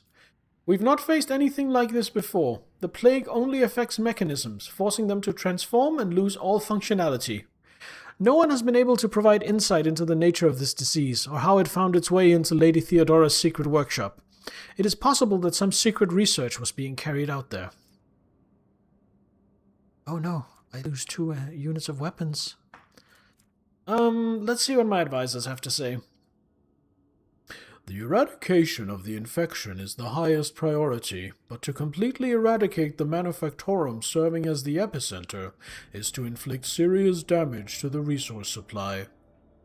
This unit, I, can propose another method of purging. However, the sacraments of the Omnissiah that are available to me cannot be revealed to the laity. I ask that you place your trust in me.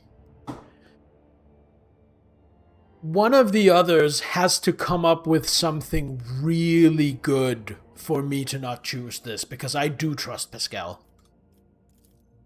Shireen, do not be so hasty with this purge. The phenomenon may be of interest to other specialists. There are many who do not agree that all knowledge belongs solely to cogs.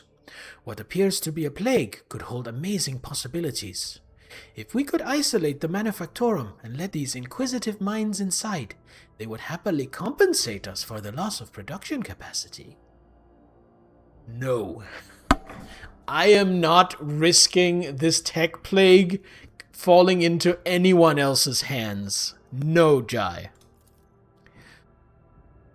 I have suppressed 18 different epidemics aboard the flagship, and our officers have experience in setting up quarantines. We will send them to Kiava Gamma to lead the tech purgator squads. They will not return from the epicenter until the infection is eradicated and the preventative exclusion zone is taken down. Even metal dies eventually, scarred by corrosion. To combat those who have stripped away their flesh and replaced it with machinery, the blood-spun web has procured a remedy, an acidic compound that burns through steel. We stand ready to help, to burn out this tech leprosy. Okay, let's see. Gain healer of metal, gain demise of metal, gain profit, and Casbalica. I am going to trust Pascal. Do as you wish, Pascal. You have my permission. Your request is accepted. I shall withdraw to perform the sacrament. The fact that 40k is better at handling an epidemic than real life? Yeah. Then again, 40k probably also has more experience with really, really dangerous epidemics than most modern nations do in their recent history. So there is some justification for it. The tech priests, armed with a mysterious device they assembled according to the instructions of Magus Hanneman, entered the bowels of the Manufactorum. What happened there is unknown. Reports speak of a blue and green flash that illuminated the Manufactorum, and the epidemic subsided overnight. The distorted mechanisms were honorably melted down, and so were the bodies of the dead tech priests who carried the machine of Magus Hanneman, as well as the burnt remains of the machine itself. The eminent Magus refused to comment on his chosen method of purging, calling it a revelation of the Omnissiah that he himself could not comprehend before it left him. There is no... Yeah, exactly, Sense. It's like, how good would the real world be at handling epidemics if, like, the Black Plague and an actual zombie epidemic and a really bad Ebola breakout all happened within, let's say, the last 50 years? There would probably be a lot more protocols in place. I mean, just, COVID-18. I think just COVID-19. What even was it called? COVID-19, right? Anyway, COVID. I think just COVID has probably, now that, well, it's still going on, but now that we're on the other side of the really hysterical pandemic portion of it, I feel like most modern nations are now a lot better prepared to handle another pandemic because of lessons learned from COVID. Except possibly the US. But let's not get too deep in the woods on politics here.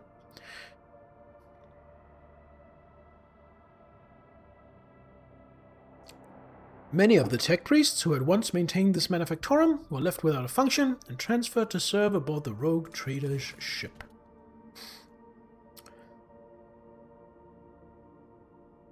Death rate has gone down to normal Yeah, exactly. Lord Captain, strange anomaly has been detected on Kiava Gamma. A series of orders, defined as Procedure 0C, has forced itself into the production algorithms. The servants of the Omnissiah define its execution status as most sacred, and therefore follow its instructions to the letter. In just one cycle, cells were erected in all the Manufactorums connected by cogitators, or more precisely, their computing channels. This network forms a pattern similar to those applied to the digital cells of the machine spirits. The 0C procedure commands Magi with an above-average psi receptivity index to enter the cells. Those tech priests who take their seats in the cells fall into a blissful data dream and begin to sing binaric hymns very similar to those that periodically whirred from the warp walks of Cubist Delphim. The performance of the manufactorums has dropped. Many of the machine guard servants have abandoned their post and are pleading for the privilege of fulfilling Procedure 0C.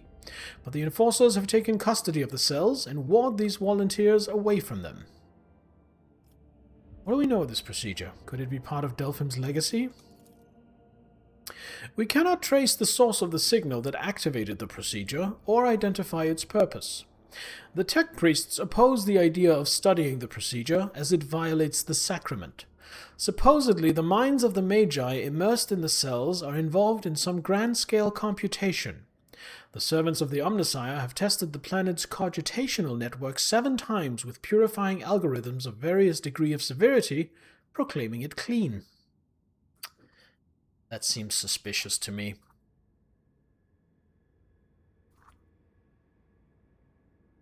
So I can run it. I can study it. Or I can destroy it. I do have a lot of complacency. What do my advisors have to say? Your mom would look at it and find places that still needs cleaning. I don't have a mom like that, but we did have a sergeant when I was in the military who was like that stereotype of always finding somewhere that had dust, no matter how thoroughly you cleaned.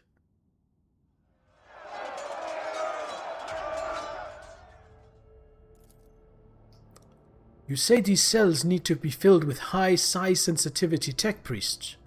Sure, but why use our own servants? Just check out a few remote stations and outposts. Look for cogs who were banished as unfit, and you will find 3 times as many more suitable candidates than in the manufactorums. Psi receptivity rarely goes hand in hand with high rationality, and such tech priests often end their careers in some backwater. I actually like that. I like that. What else? Iliad. They are singing? It is surprising that your race was able to achieve such a harmonious form of interaction with crafted tools. My kinsmen, too, use psychoacoustic harmonics to guide our creations. I am not a bone singer myself, but I might be able to tell your servants of certain principles that define the sound of the universe. That's the reason you don't pillage much anymore. Your channel points can't keep up. Yeah, you have really bad luck with the casualties.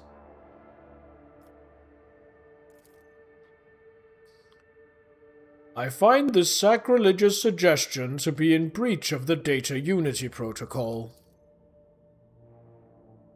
A signal seemingly from nowhere that has the highest execution priority. A perfect weapon for capturing the planet. It should be anathematized, and I am ready to summon a cadre of competent Texosists from the Inquisition.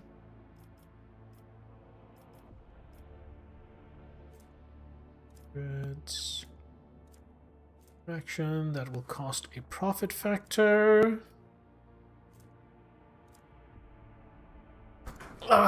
This is really hard. I am really split between Idira's suggestion and Heinrich's suggestion, because I don't trust this.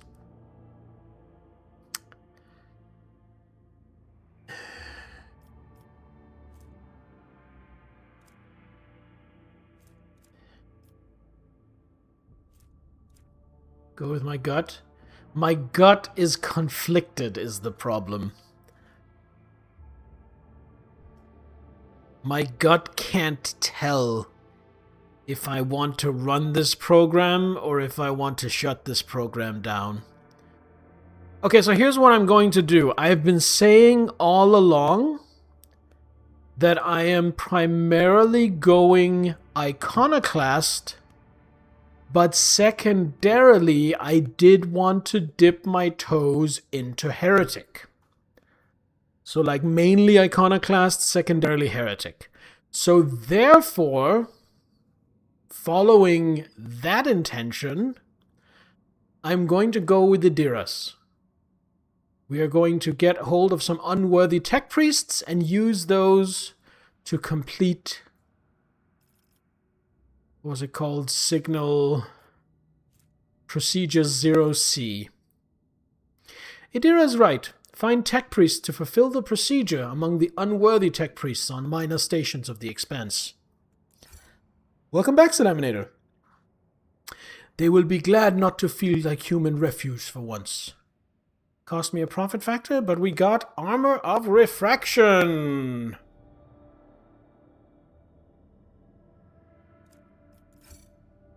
For a small fee, the dynasty managed to purchase many ineffective servants from the Adeptus Mechanicus that demonstrated increased psi receptivity. They were placed in the cells, and Kiava Gamma's production rates were not harmed. Just in time to see heresy. I would never. Procedure 0C is being carried out without fail. The binary trill rings throughout the world's noosphere. According to yet another inscrutable directive, an enigmatic object was delivered to the rogue trader's residence on Kiava Gamma. So we got the Vigil of the Tech Gods, we got some profit factor and some security.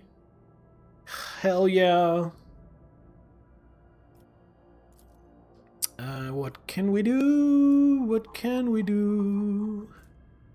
So we already did Armored Rage, producing war machines. So we only have two options, the Chapel of Enumeration or the Decree on Diligence. So the Chapel costs some resources that I don't have a ton of, so this is expensive. Temples, earns right to become chapels of enumeration. Underneath their majestic vaults, cyberthurgers exercise devastation-wreaking digital rakshas, while datasmiths awaken the spirit of the blessed cogitators with arithmetical liturgies and lex prayers. Explorers would like that, and we gain complacency and security, and we get Eye of the Omnissiah.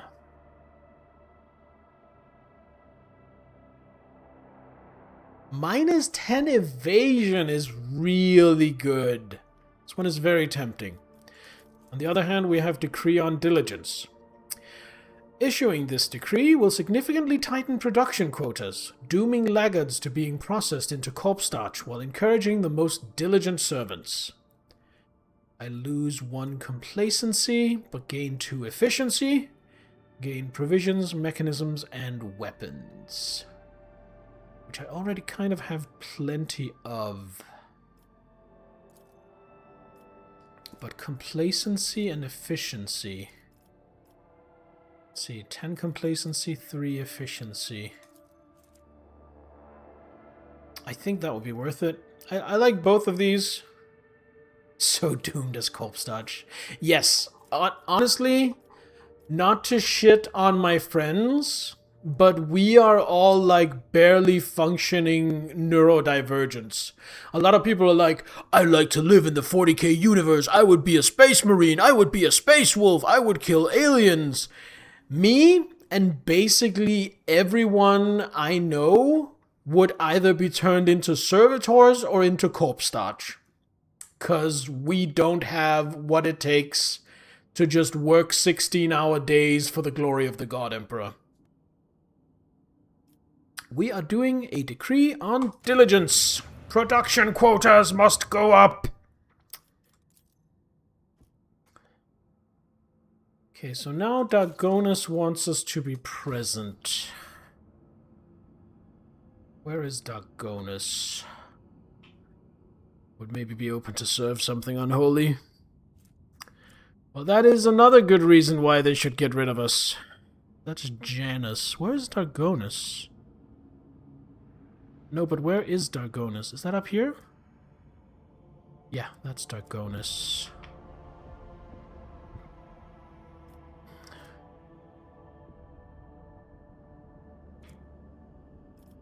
Okay. Because you wouldn't know any better. Yeah. Honestly, keeping your population ignorant about the dangers of chaos is maybe one of the worst things the Imperium can do. I understand the reasoning behind it, but I don't agree with the reasoning behind it. Journal... No, Corpus Valentius. Worlds of the Expanse.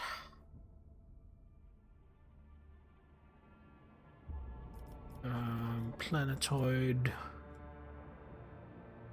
Oh, can I not see what resources are on them? Oh, I was really hoping that the resources on the planets would be noted down here. But it's not. That is a problem. Because I want to find some more plasteel.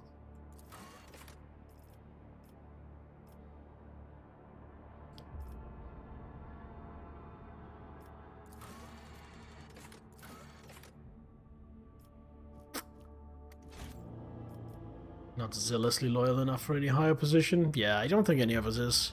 But then again, you also have to wonder, if we had grown up in that world, how different would we be as people, growing up in, like, the Imperial Creed and Imperial propaganda, and so on. It's an interesting thought experiment. The warp jump was unusually hectic. The recent attack of the scrap code disabled many of the sacred machines, whose malfunctioning algorithms showed no sign of failure until the vessel departed real space and surrendered itself to the Sea of Souls. Only the navigator's talent and the tireless vigil of the tech priests saved the void ship from ruin.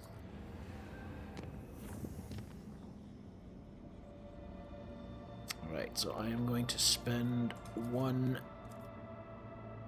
insight here.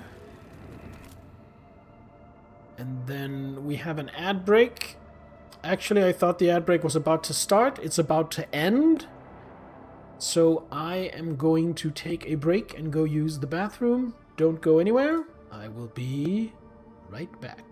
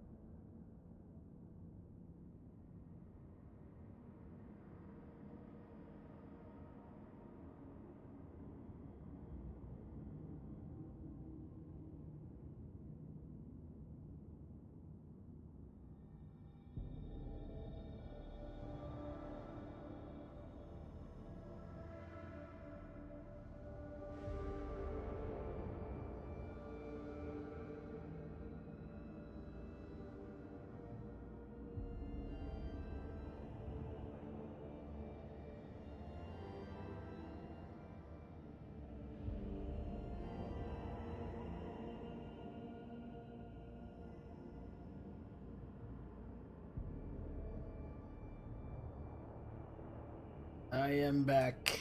Ads? What are those? Well, I mean, you are a subscriber, Fragmotor, but other than that, if you're using an ad blocker or some other method to avoid watching ads, I completely endorse that.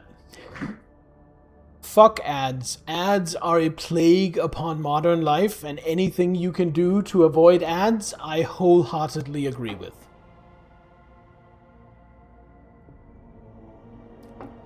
I don't give a shit that maybe not it'll cost me like 2 cents a year in ad revenue. Who gives a shit? Fuck ads.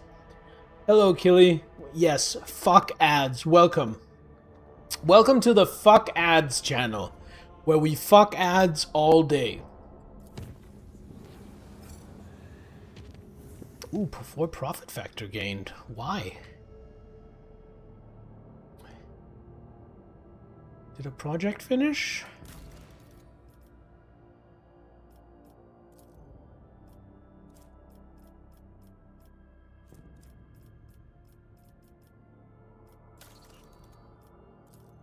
Only have Secret of the Winter Scales, which I don't want. Although I do have a lot of security on all my systems. Maybe I can afford to lose 1 security from every system.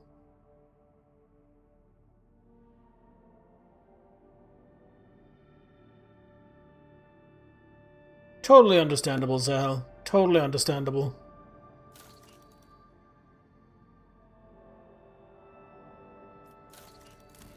So what does Secrets of the Winter Scales actually give me? It costs me 3 profit factor. And it gives me a contract, 6 chemicals, 6 promethium. That would actually be really good. Yeah, well, let's do it. Let's do it. And do it, and do it, do it, do it, and do it, and do it. Partner's been here from the latest follower section. You had recommended. Oh, nice! Is that dual decks? Is that your partner? Well, I'm pleased to have them. Just as I'm pleased to have you. Are we going to enact Doctrine of Rationality? No, because I don't want to spend my last plasteel. I need to get some plasteel first. But we do want to enact Holy Servitude.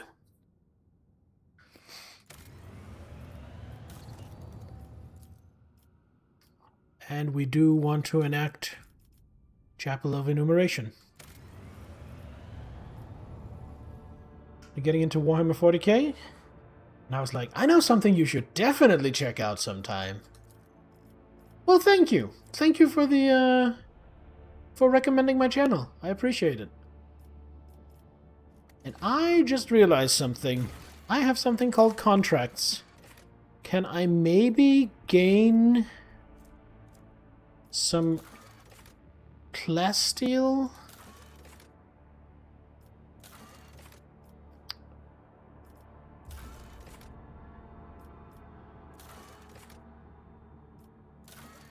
Ooh, 4 profit factor for adamantine, chemicals, provisions, mechanisms, and weapons. I actually don't think that's worth it.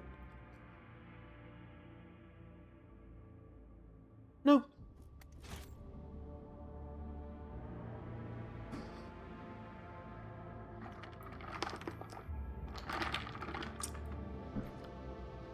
Alright, let's see. Sandstill has a question.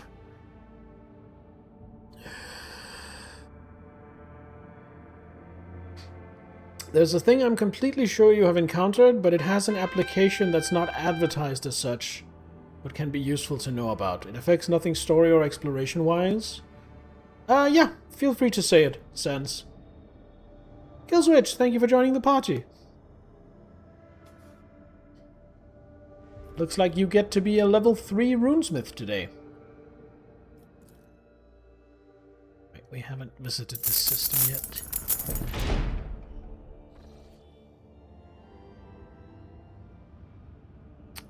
Recoligus plot. Unidentified void ship. Interesting. Let's save before we do anything here. I actually haven't saved all stream. I just realized.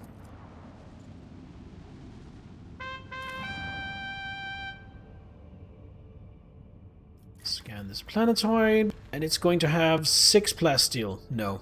Ah. Too much to hope for.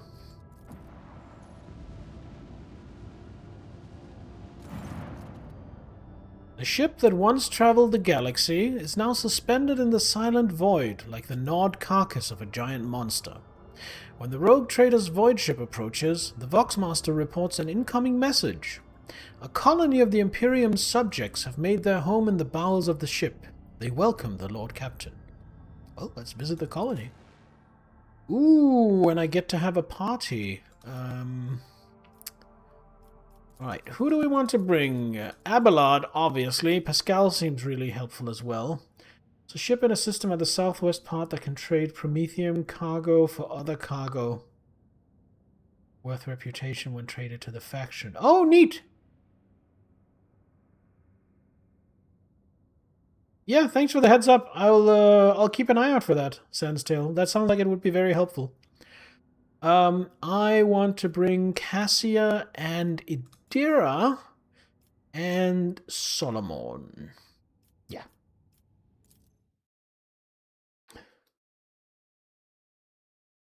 And then, as soon as I get the chance, I will level up Idira, because I haven't played her for a while. Posture check. Thanks. Ah! There we go. Stop shrimping. Alright, Idira. 3 assassin ranks available. Choose ability. Death Whisper's pretty good.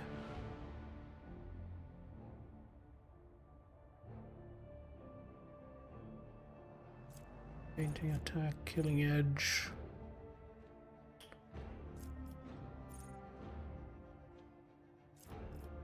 Or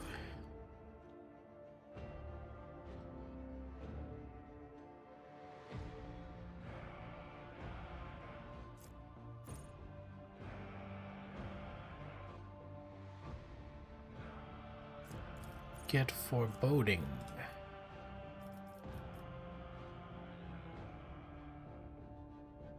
Yes, Nittler, I did finish the drink quite recently, and it was very nice. Thank you for the drink. It was much nicer than the squats.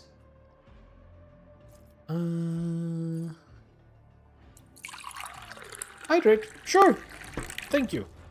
Cheers.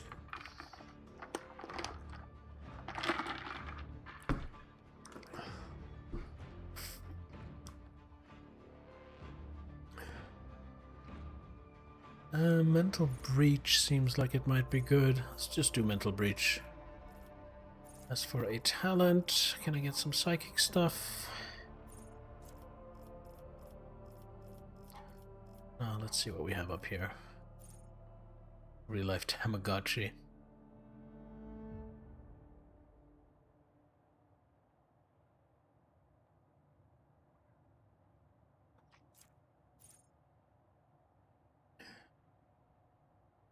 Till the end of the assassin's turn, so that's pointless.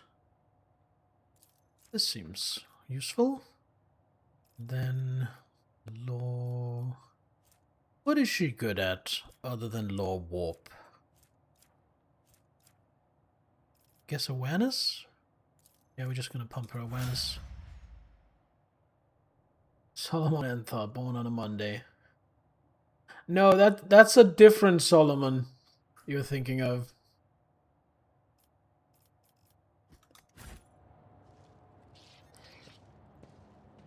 So who are these people? Welcome, your ladiness. Please, please come right in. Our chief shall greet you. And you nitwicks, quit your gawking and get to work.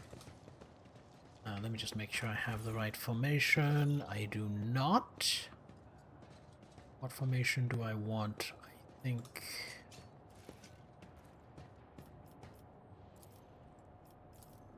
this will do nicely. An initial survey of the vessel indicates that my exploratory brethren have already performed a requiem right here. Further examination is inadvisable. As it should be. Lethal surfaces. From the Coroner's Expanse, investigated in the family ship. Perished in the warp on its maiden voyage. Interesting.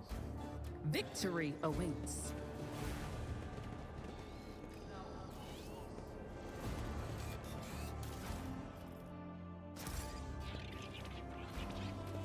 Is this the chief?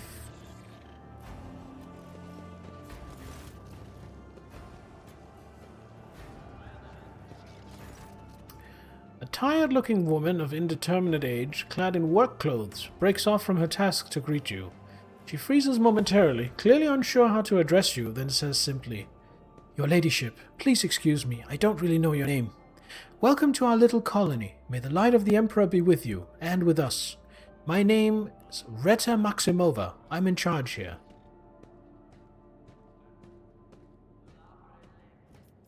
What is this place? We just call ourselves Reta's crew, and this place is Reta's camp. That's it. We're recologgers, scavengers in common term. She does not speak the word scavengers with any kind of disdain.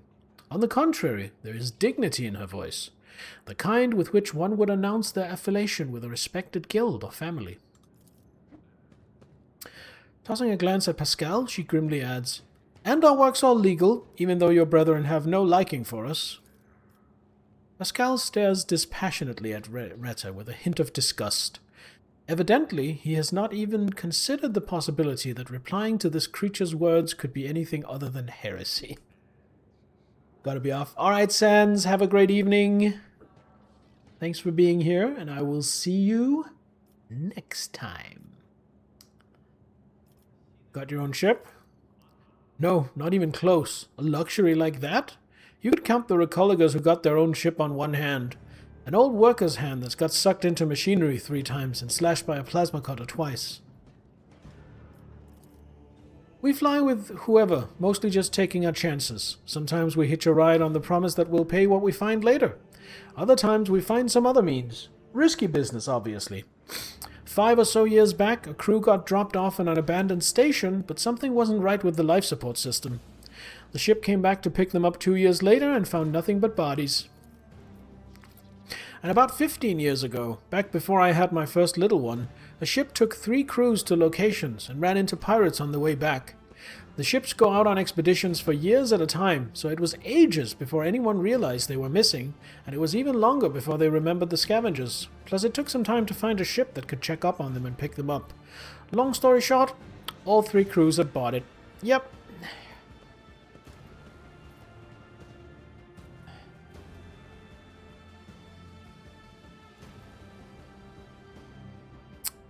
So what do you do here? Right now we're gutting this old heap of junk, slowly but surely. That's a recologger's life for you. They drop us off at some decrepit station or an ancient battlefield, and we just sit there for years on end. We look for working tech or valuable materials or whatever else might be useful. If we find anything, we sell it to passing ships. Not the easiest job out there. These wrecks are chock full of all kinds of dangers. But, and I swear on my plasma torch, it's an exciting one for sure. This little bird's got all kinds of bells and whistles. Most of the tech is dead, but we do find working pieces now and again. We spent 2 whole months clearing out this shaft we found. Finished just 3 days ago, actually. And we found this thing. A bit weird looking, but still functional. Reta's expression brightens a little. Perhaps your ladyship would like to buy this component from us. I'll bet that big ship you've got could get plenty of use out of it. Pascal's vox crackles to life. Imperiously he tells her, "Present the object, laywoman." But curiosity creeps into his voice nonetheless. How can I not get to see the component before I decide to buy it? Fuck. Well, okay, I'll buy the component. Well, isn't this something? The Emperor himself must have smiled upon us. Reta makes a triumphant gesture. I mean a thank you, your ladyship. You'll be pleased with the results. 3 Magnus-class rechargeable batteries and 210 experience. That's it? Okay. Her mood visibly improves. You know, your ladyship, it's kind of embarrassing to offer you this, but over in that corner there we keep things we don't rightly understand or can't really use. You could send some of your people to check it out if you'd like. Clearly you know more about this stuff than us. You might find something useful. Can you tell me anything about this wreck? Not much. We're no eggheads, you know. We're manual labor. It's an ancient thing, pretty dangerous, and we don't really know much beyond that. Before we came here, some tech priests had done their own bit of gutting. I mean ritualing, bowing to the spirits, all that. That lot don't tend to leave a whole lot of valuables behind. It's true, but it's way too scary to go in before them. And hey, we dragged a dozen of their broken servitors out of the mines after. The carcasses smell awful, but you can pluck a decent number of parts out of a servitor and sell them. Doesn't seem like there's anything nasty living inside the wreck now, but the wreck itself is barely holding together. You go a couple of modules from here and that's it. You won't take another step without fearing that a broken reactor might cook you alive or a whole module might depressurize. Well, it's nothing we haven't handled before, so we're having a poke at it, but we don't have a clue what this ship is or who it belongs to. You take pride in your trade, I see. Sure do. It takes skill and luck and a good head on your shoulders. We risk our lives every day, crawling on top of these old buckets. If something goes wrong, we die by the scores sometimes. One moment we're there, next we're gone. Kinda like worker ants. But you know what, your ladyship? Our job also has something, how should I put it, poetic about it. Hope you don't judge me too harshly, and don't take it as insolence, but some people, even big people like you, think too highly of themselves. Let's say your ship hops into the warp someday and doesn't hop out of it in time. And around 1,000 years later, another gal like myself, who needs to feed her 3 ankle biters somehow, will be rifling through its remains, looking for anything good. That's just the nature of things. Each of us comes and goes, but the way the world works stays the same. We all have our lot in life, and mine is just as good as any other.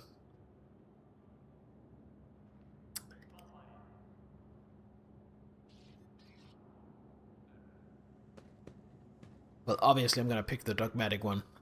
You speak as if the world is set in stone, and none of us can change anything for the better. Those are some big things you're talking about, way out of my depth. Change for the better? Heck, that'd be nice. Retta pauses to think. If I was younger and didn't have 3 youngsters back home, maybe I would dream about stuff like that too. But as it is, I've got no time for dreaming. I gotta work. You know, I can take you from this place. It's not safe here, and sooner or later it will drift somewhere so remote that nobody will ever find you again. But this is our whole livelihood, your ladyship. You take us from here, and what are we gonna do? Sit home in some hold, slaving away? Here, we've got our own colony, our own operation. No, this is our path, and we won't stray from it. I see. Your ladyship, Rita falters, as if flustered by her own nerve. Please don't take it as insolence, but it's not like I have much choice. It's not often that we get well-stocked ships around here, and we could certainly use more provisions and some warm clothes. If it's something you'd be willing to provide, we would gladly barter for it with whatever we can dig up inside this ship. It's just a respectful offer of fair trade. She bows slightly before stepping aside. Trade, you say?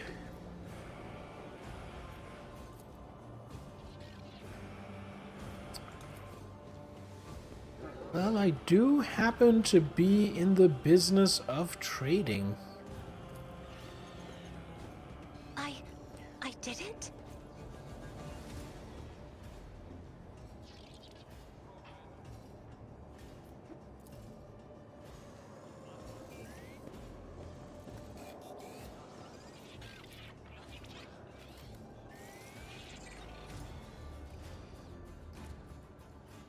So if I talk to her again... No.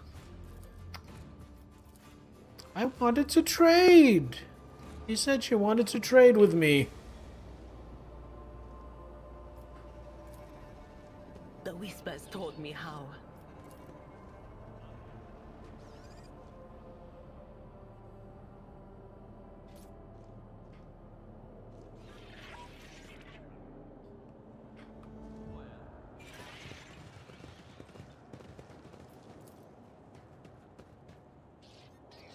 What do we have here? The premonition runs true. Access the safes. Obtain the codes to the safes by logging into the ship's cogitators.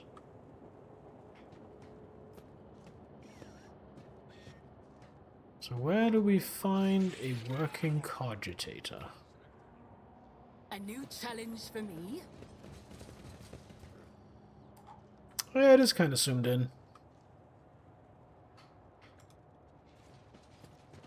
That looks like it might be a cogitator, yeah. The unit Cubis Delphim was found responsible for the defilement of Kiava Gamma. The corruption of blasphemous modification cast many righteous mechanisms into the pit of villainous heretic. I acknowledge these events as a tragedy. Machines are never to blame for a crime.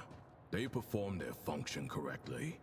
People, however, people will always fail. Oh, Solomon. Such a ray of sunshine. Commercial memo about acting indifferent to raise your hand in trading. Never reached me. Nope. I am very keen to trade. This explorator is blessed with multifunctionality. Cogitator appears inoperative. It's about time. Let's see if we can fix that.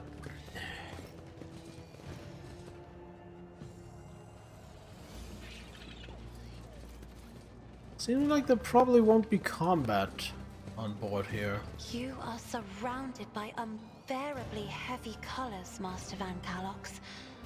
It is as if they have been dredged up from a deep, forgotten well. It's because of the black ship, isn't it? Iceman doesn't seem too eager to talk about it, and I suppose I don't want to think about it a second longer than I have to either.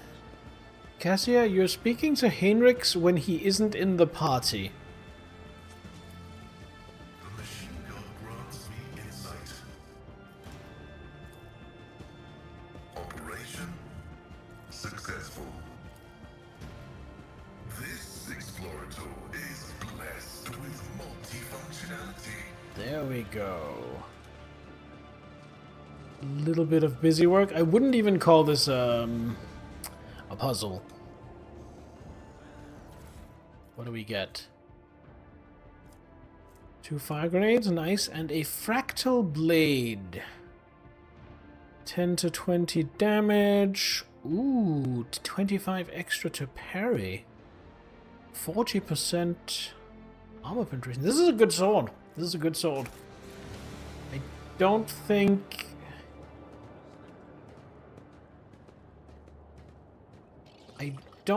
I have anyone who's going to use it, but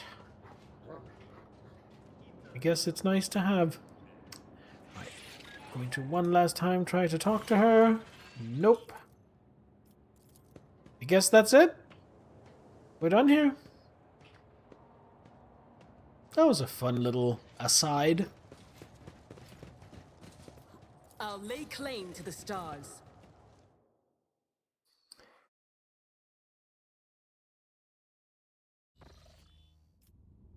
Alright, Colliger's plot. Save. It looks like a lava planet.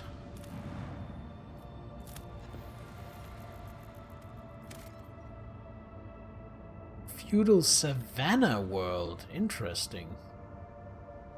That is a lot of promethium in one place. I am going to use one of my extractiums to secure that.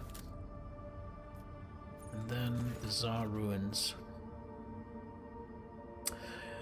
The bizarre structure observed from orbit appears to be the ruined estate of a wealthy noble.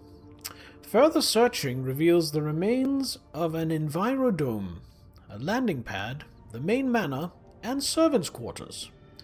It is impossible to determine what exactly happened there. The search team has found something truly disturbing in the main hall.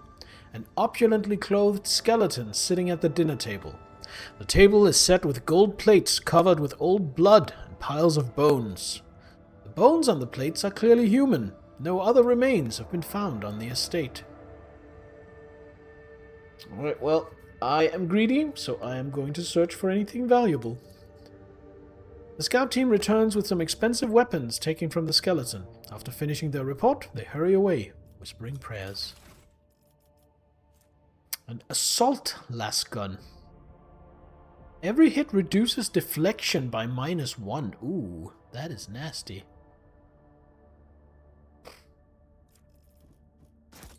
Oh,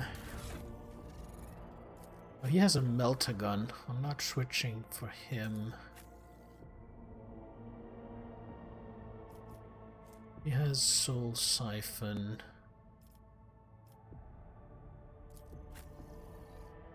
He has a pistol and his Force Sword.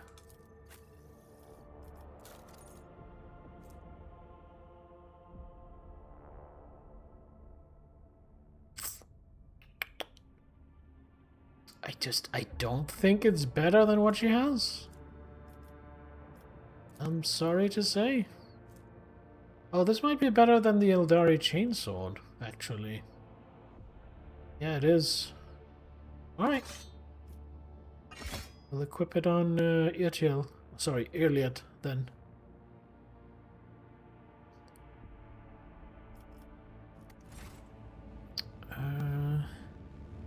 Save again. Go check out this unidentified void ship. A Vox notification from the Augur crew drowns out the usual noise on the bridge. An Imperial vessel, the Dark Piercer, and its escort ships are headed your way. Your archives make no mention of either the ship or its owner. As you consider your course of action, the ship's captain contacts you first. Introducing himself as the Pilgrim, the captain greets the rogue trader courteously and offers to purchase any information you might have on crystal phlogiston deposits.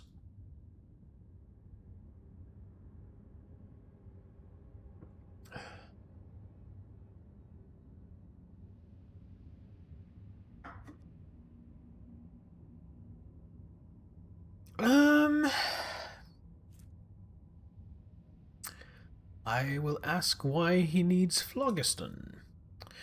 The captain's coarse laughter echoes forth from the Vox. Phlogiston is a part and parcel of many different aspects of life in the Imperium. How exactly his customers are going to use it is none of his concern. All that the Pilgrim promises is that the phlogiston will be used for the good of humanity. Jai immediately remarks that someone without a name is not to be trusted. Deals with such people do not tend to end well. If she were you, she would first find out his secrets, and then scrupulously remove him from the equation. Pascal becomes visibly animated at the mention of phlogiston. Though indifferent to the prospect of a deal with the shadowy individual, the Magus nonetheless recommends you find out more about phlogiston deposits. Your own protectorate would benefit from the knowledge. Yeah, I don't have a ton of phlogiston, because I've used a bunch of it. Sister Argenta sincerely believes the words of the Pilgrim. A cowl or a golden Aquila are no prerequisites for being his true servant. If the captain sincerely wants to help the Imperium, perhaps by his own methods, there is nothing questionable about extending a helping hand.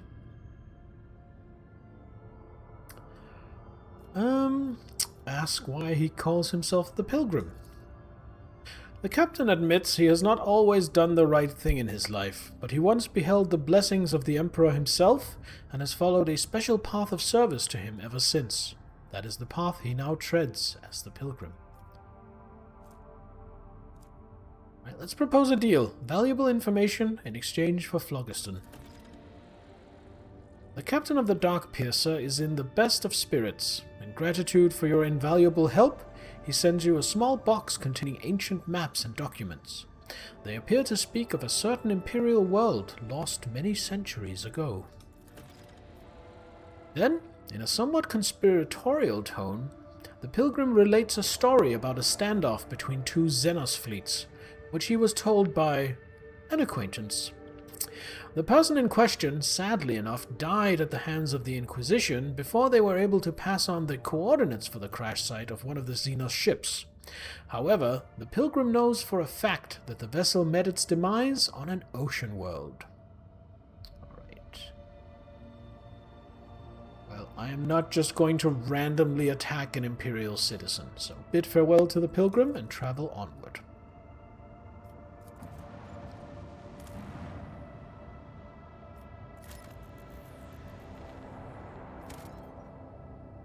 Oh, I do need plasteel, but it's only 2. I do want a bigger deposit.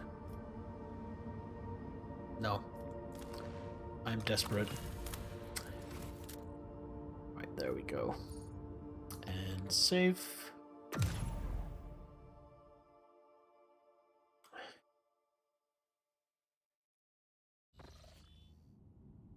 And now, chart new routes. Maybe I can get to Porta Serpentum. Yes. We would visit that, and then after that, I think we go to Dargonus to look into this blackmail issue. But for now, Porta Serpentum.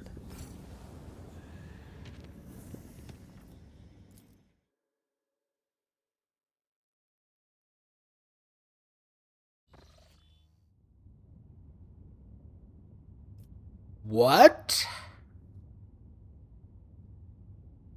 What is this?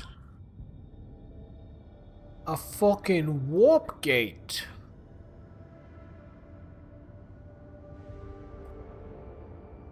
I feel like the design gives me faint vibes of Necron tech. But the Necrons don't really use or interact with the warp. So that's odd to me.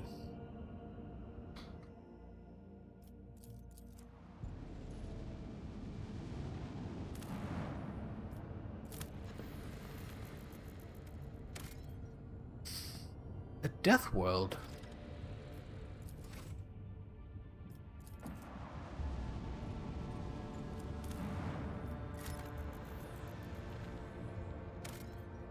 Two plasteel. I'm not going to use another extractium on 2 plasteel. I really want like a 6 plasteel planet. That would really make me happy.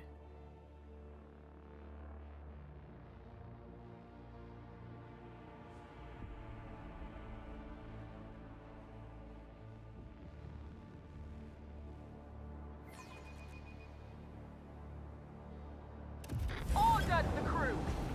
Deliver me victory.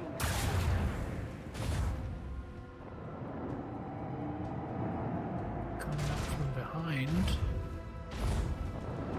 Guess we got ambushed. Oh, they're coming from every side. We definitely walked into an ambush.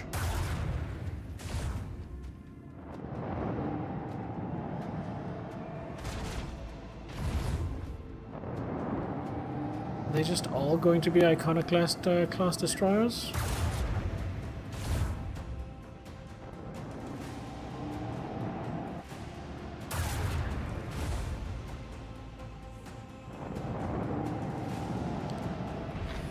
Oh shit! Dead. It's time to take action. It rammed me.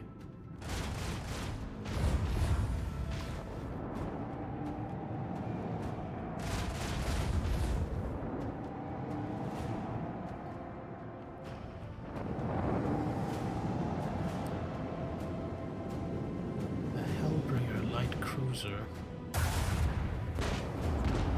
God damn it, you blew him up right next to me, Heartless!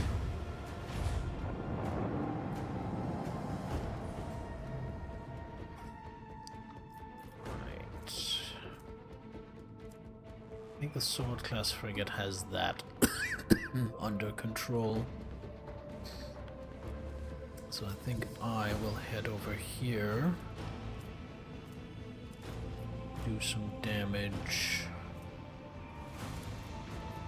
Bleed them.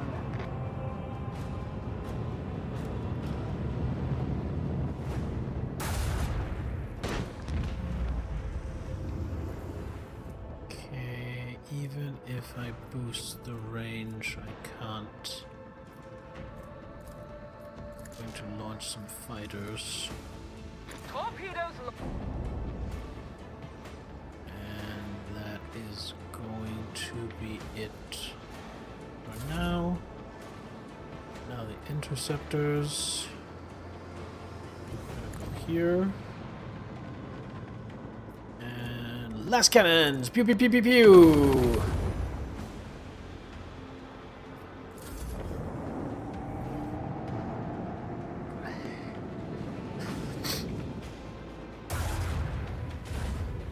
Don't shoot at my flagship.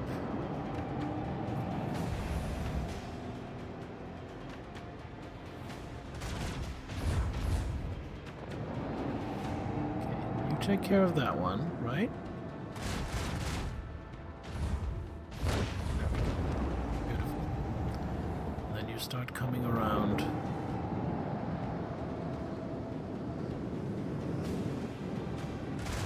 Oh no, my fighters!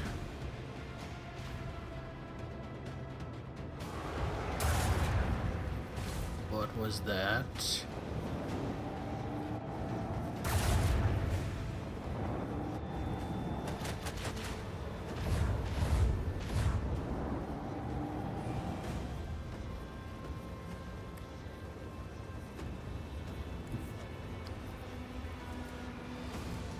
To get that close. That's good enough.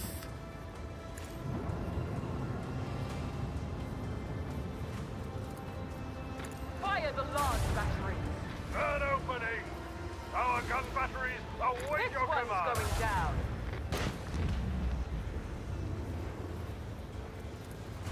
Another salvo. Is that it? Our technological superiority was That's very valuable. We got some chip plating.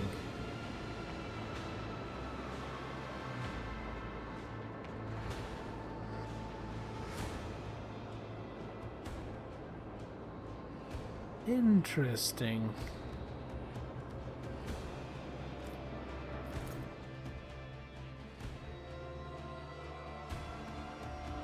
So that was interesting. It's like I can either get 9 on my front and 5 everywhere else, or 7 on my sides and 9 or 3 on my front and back. I actually think I want to switch to that.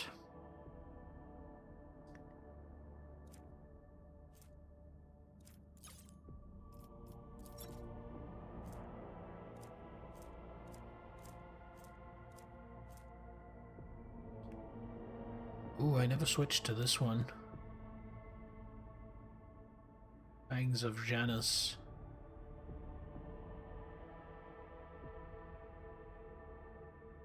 So I will switch.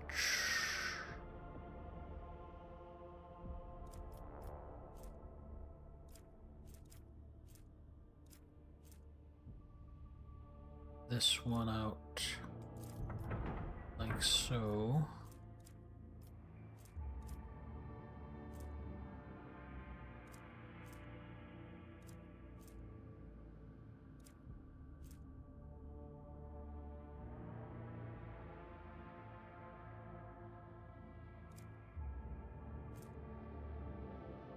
Already have a Godsbane lance.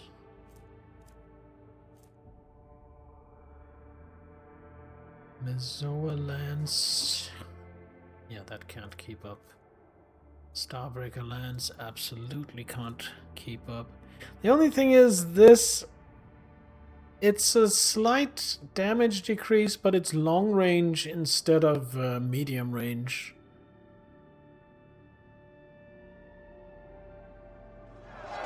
That is honestly a little tempting.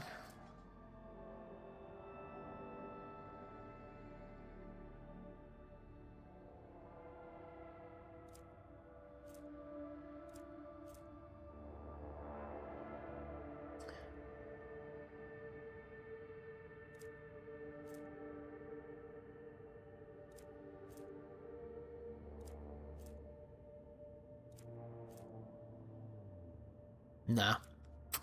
I am fine with the current configuration. We're just gonna go with that. Also, I think it's time to upgrade our hull. There we go.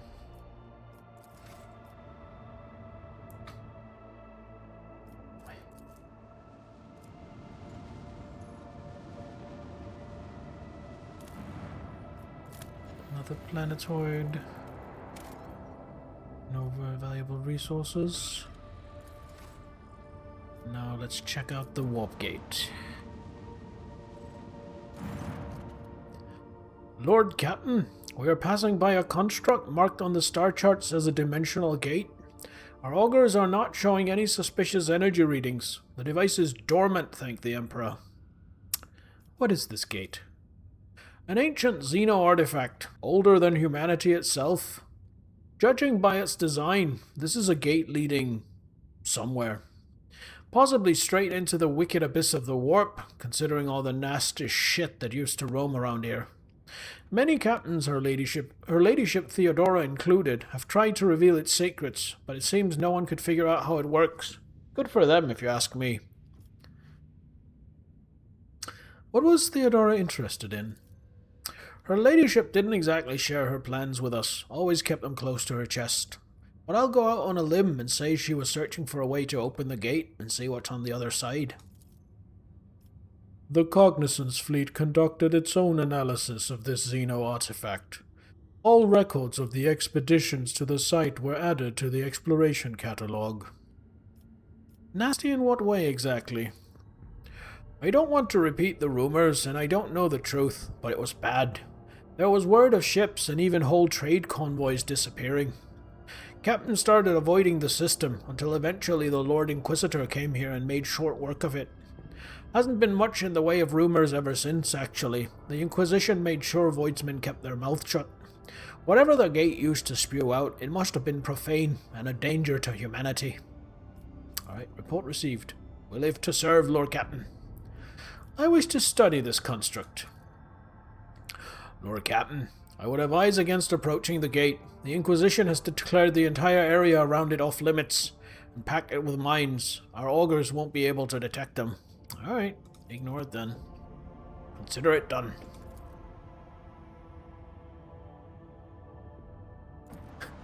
Do you want to go closer or go away? I want to go closer. No, you can't go do that. Okay, then why give me the option? It's a funny thing games do sometimes. Alright, if I chart routes from here, do I get anything good? No, I get nothing.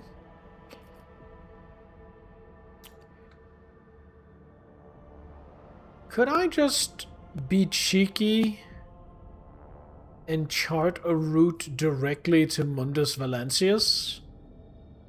That would be very cheeky of me. I could.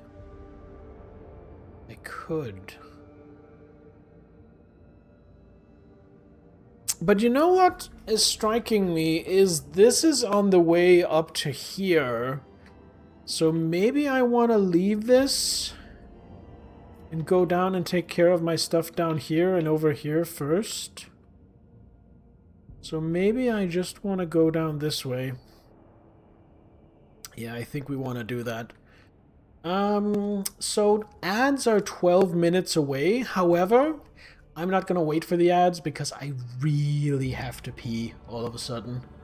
So we're going to run the ads early to get them out of the way, and I'm going to go pee. So don't go anywhere. I will be right back.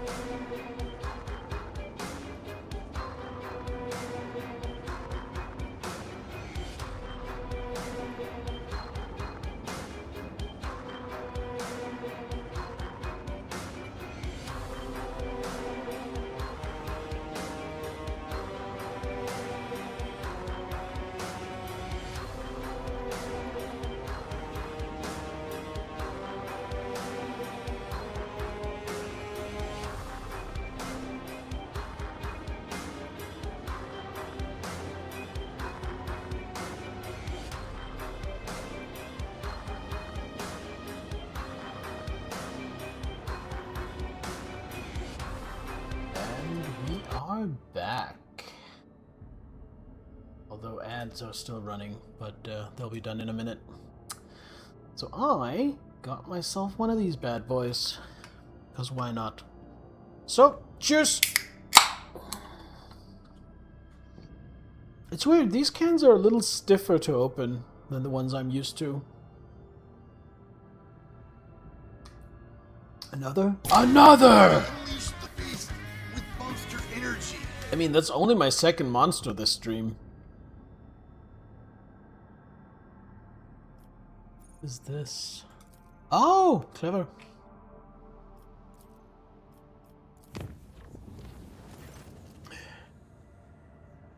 While traveling through the Immaterium, the crew on duty in Loading Bay 7 heard what sounded like the hissing of a giant snake. The terrified workers sent out a Vox message, then locked themselves in a shipping container and welded it shut. The response team sent to the bay found no signs of warp activity. Unfortunately, by the time they arrived, the workers had suffocated.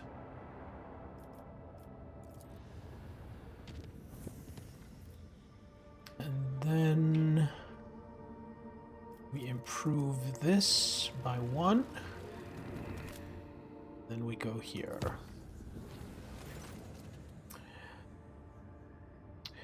During the warp voyage, the Navigator Sanctum reported there are warp reefs right on the ship's course.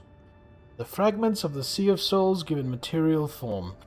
The Navigator may either steer the ship past the dangerous region, or risk approaching the ragged information to gain valuable insight. Well, the ragged formation, not information. We're definitely approaching. I want more insight. Following the Lord Captain's orders and the Navigator's instructions, the void ship approached the warp reef. 6 insight, yes. Passed the sharp formation without brushing against a single one.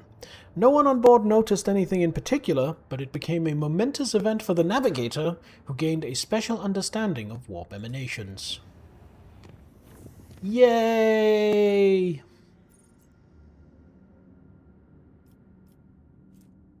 Do I want to visit Foulstone? Do I need to visit Foulstone?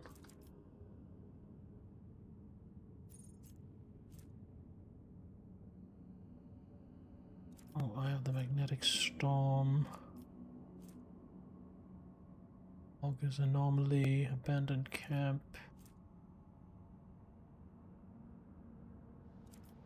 There's a snow world here that has plasteel. I wonder how much it has. Also, this rocky world has plasteel.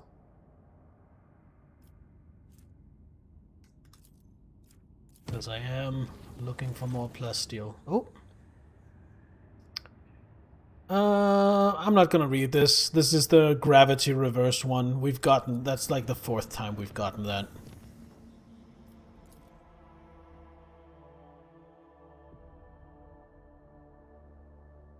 Alright, how much... Plasteel 3. I feel like I have to grab it.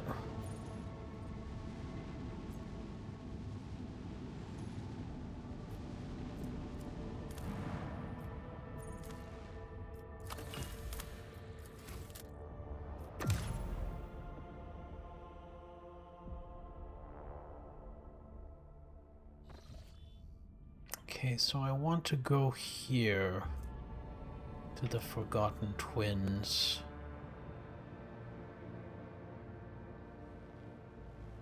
And then I want to go to Furibundus to Woodfall. Congratulations on making it home, Jägernaut.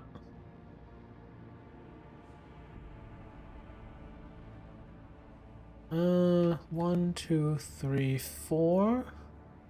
1, 2, 3. Well, that is the shorter route.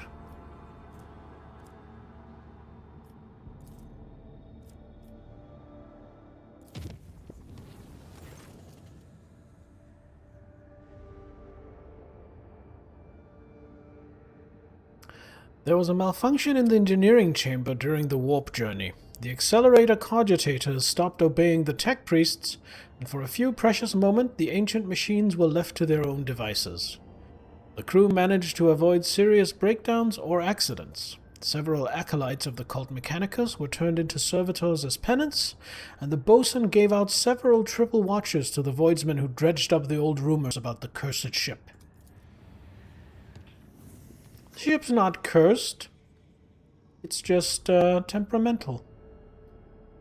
I'm already harvesting that plasteel.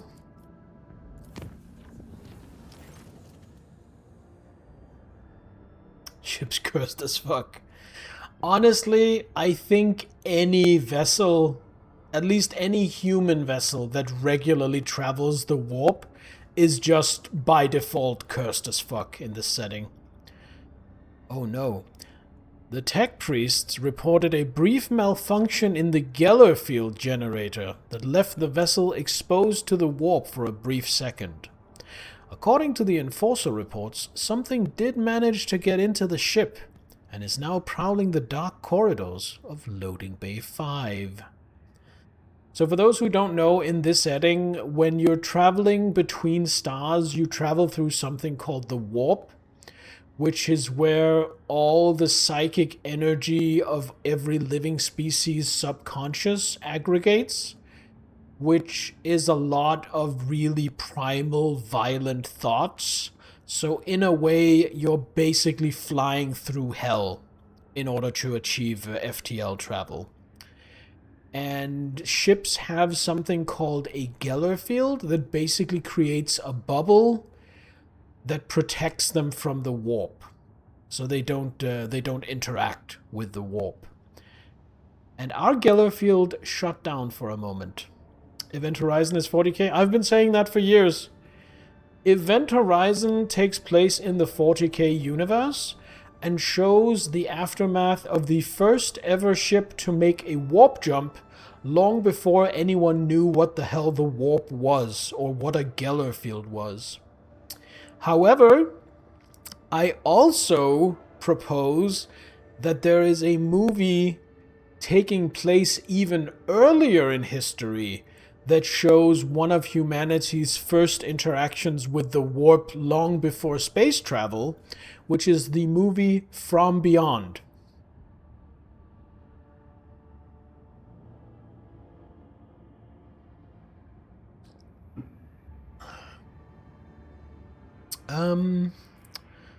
Isolate the chamber until the vessel leaves the warp.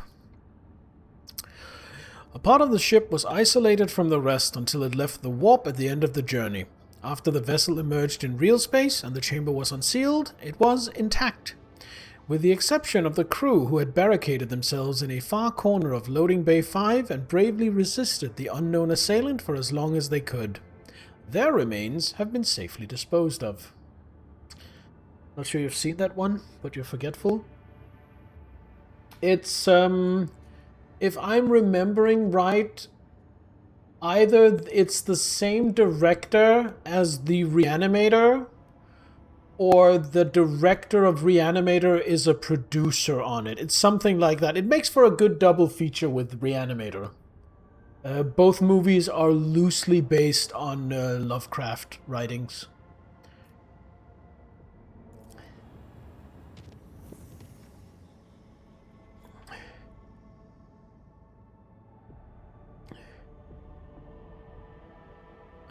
We're already harvesting that. Alright, Forgotten Twins, here we come.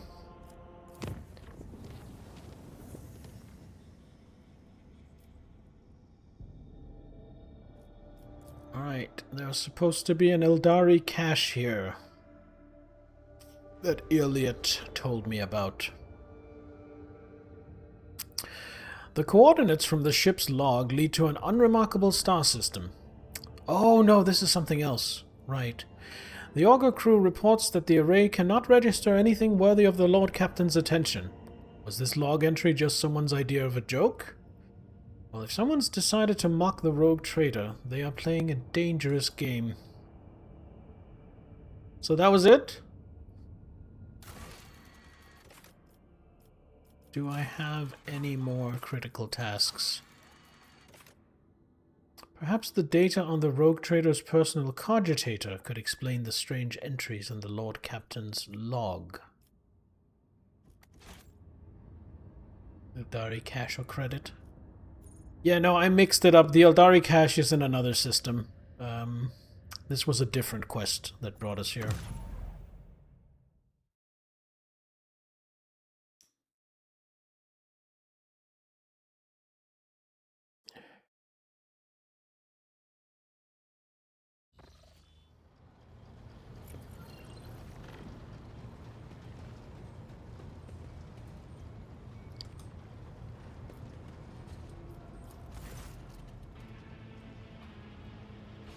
The tech priest greets you with a bow. His gaze is drawn to one of the cogitator's vid screens.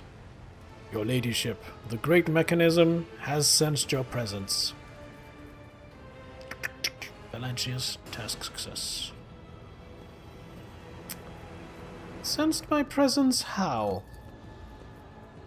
This mechanism was molded in the forges of the Adeptus Mechanicus, so that it might serve the rogue trader. It was in your presence that this machine spirit first manifested itself. A miracle of the Omnissiah, and a testament to his glory. What is this supposed to mean? Input prompt. Nomos. Nom operating system. Interesting. The machine spirit has recognized the one who stands before it. The previous string of sacred codes signified a greeting, as well as acknowledgement that you have successfully completed a certain task. Now the great mechanism stands ready to process your request. What task? The answer lies beyond the bounds of my knowledge. The tech priest looks back at the cogitator. My supposition is that it might have something to do with your recent travels. Vidscreen flickers repeatedly and updates the text. Input prompt. Await request. Alright, I wish to inquire about something. Well, is that all it had to say?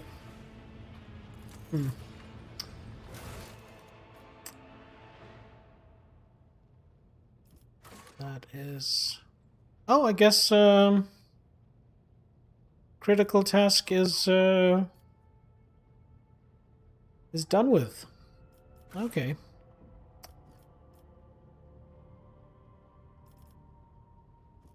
So now I want to take us to the Furibundus system, or Furibundus, however you pronounce that.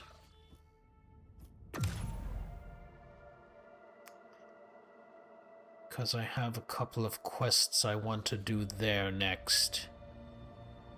So that's, ooh, that's kind of a long way around. It's 4 jumps. Oh, we're just gonna have to live with that. We get to visit Foulstone along the way. We were just there. Furry Bundesliga system.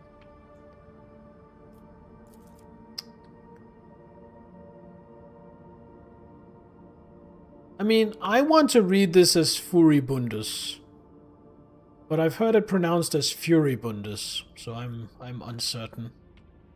But then pronunciations in the 40k universe tend to be quite inconsistent. Like even in canon lore, different characters will pronounce the same thing differently.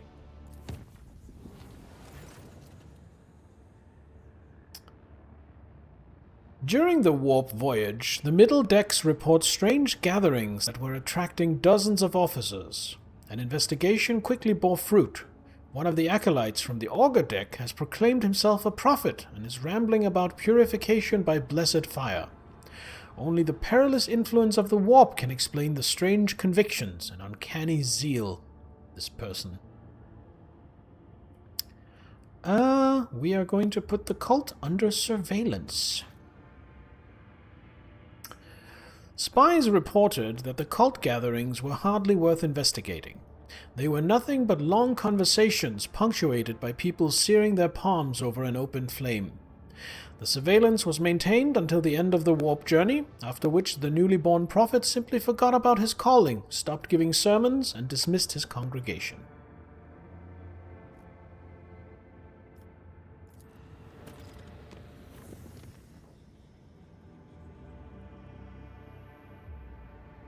Oh, I wasn't uncertain how to pronounce Bundesliga. Jägernaut. I speak German. I was uncertain how to pronounce Furibundus.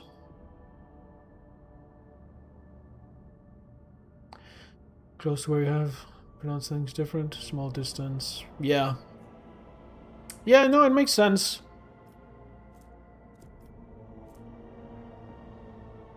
Oh, there's a distress signal. Have I already explored that? The warp jump went smoothly enough, although many crew members reported strange incidents while they were asleep. They sensed someone approaching them and laying a hand on their forehead. Then, the hand seemed to pass through their skin, through their skull, and with tender motions sorted their jumbled thoughts into some sort of order. Everyone affected by the incident was horrified for a long time afterward. Resident psyker Idira Tlas, however, remarked with a grin that the tidying up had allowed her to dredge up a vital memory and find the left sock that had long been missing from her favorite pair. Let's have a look at this distress signal. I mean, I've been here before, so I probably already took care of it, but just for good measure.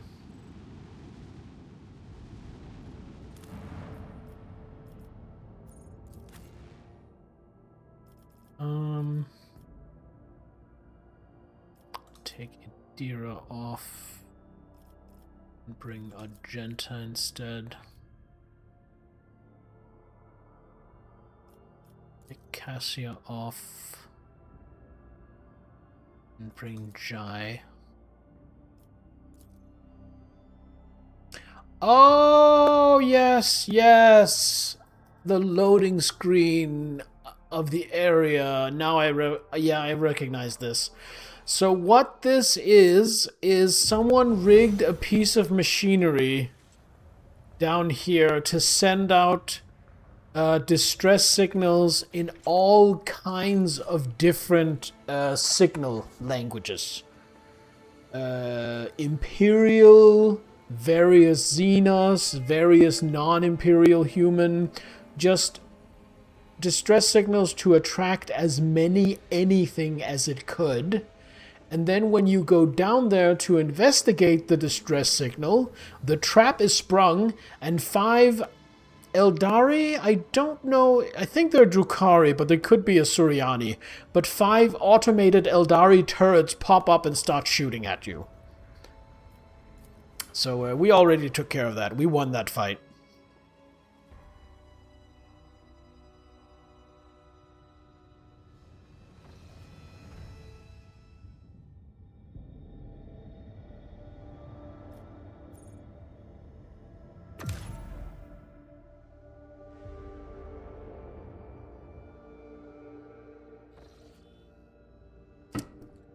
Alright, onwards we go.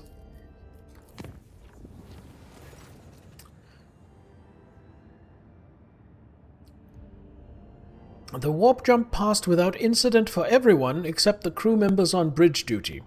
For the duration of the voyage, they heard laughter. It seemed to come from outside, through the airtight seal of the ship's massive windows. The laughter went on and on. Well, that's not ominous or deeply unsettling at all. Why is there a warp anomaly on Foulstone? Is that something I need to look into?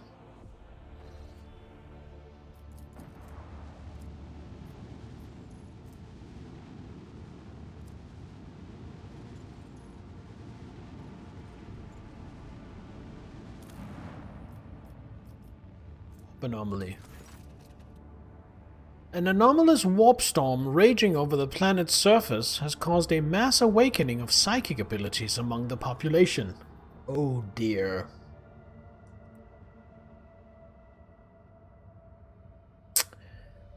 So we can declare a hunt for the awakened psychers. Sacrifice 1 people for 1 security. We can call upon Hunters of the Wicked from the Cult of St. Drusus, which requires good enough relations with the Drusians, which we have.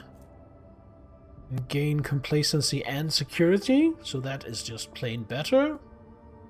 Anonymous Warpstorm. No, anomalous. Or spend 2 people, lose complacency and security, but gain 5 profit factor. Because we select the most powerful psychers and start training them in secret. Should we do that? Yeah, we're gonna do that. Select the most powerful psychers and start training them in secret. Thousands of unsanctioned psychers have been delivered to covert strongholds, where under strict watch, they've begun to learn to control their powers. Those who survive will become valuable tools of the dynasty. Seems bad? Yes.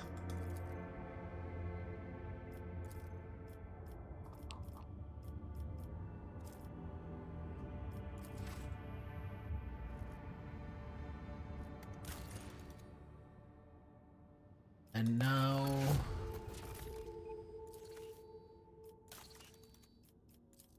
I can do Doctrine of Rationality, because now I can afford the plasteel.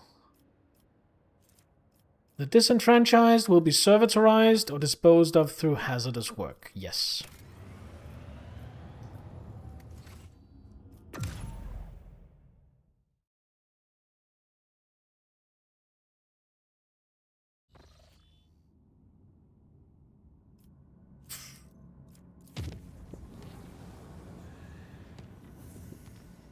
Okay, we made it here safely. We have 14 insight. I have been going for 3 hours. And while I have been having fun, I do feel a little worn out. So I think we're gonna call it here for tonight and see about finding someone to raid.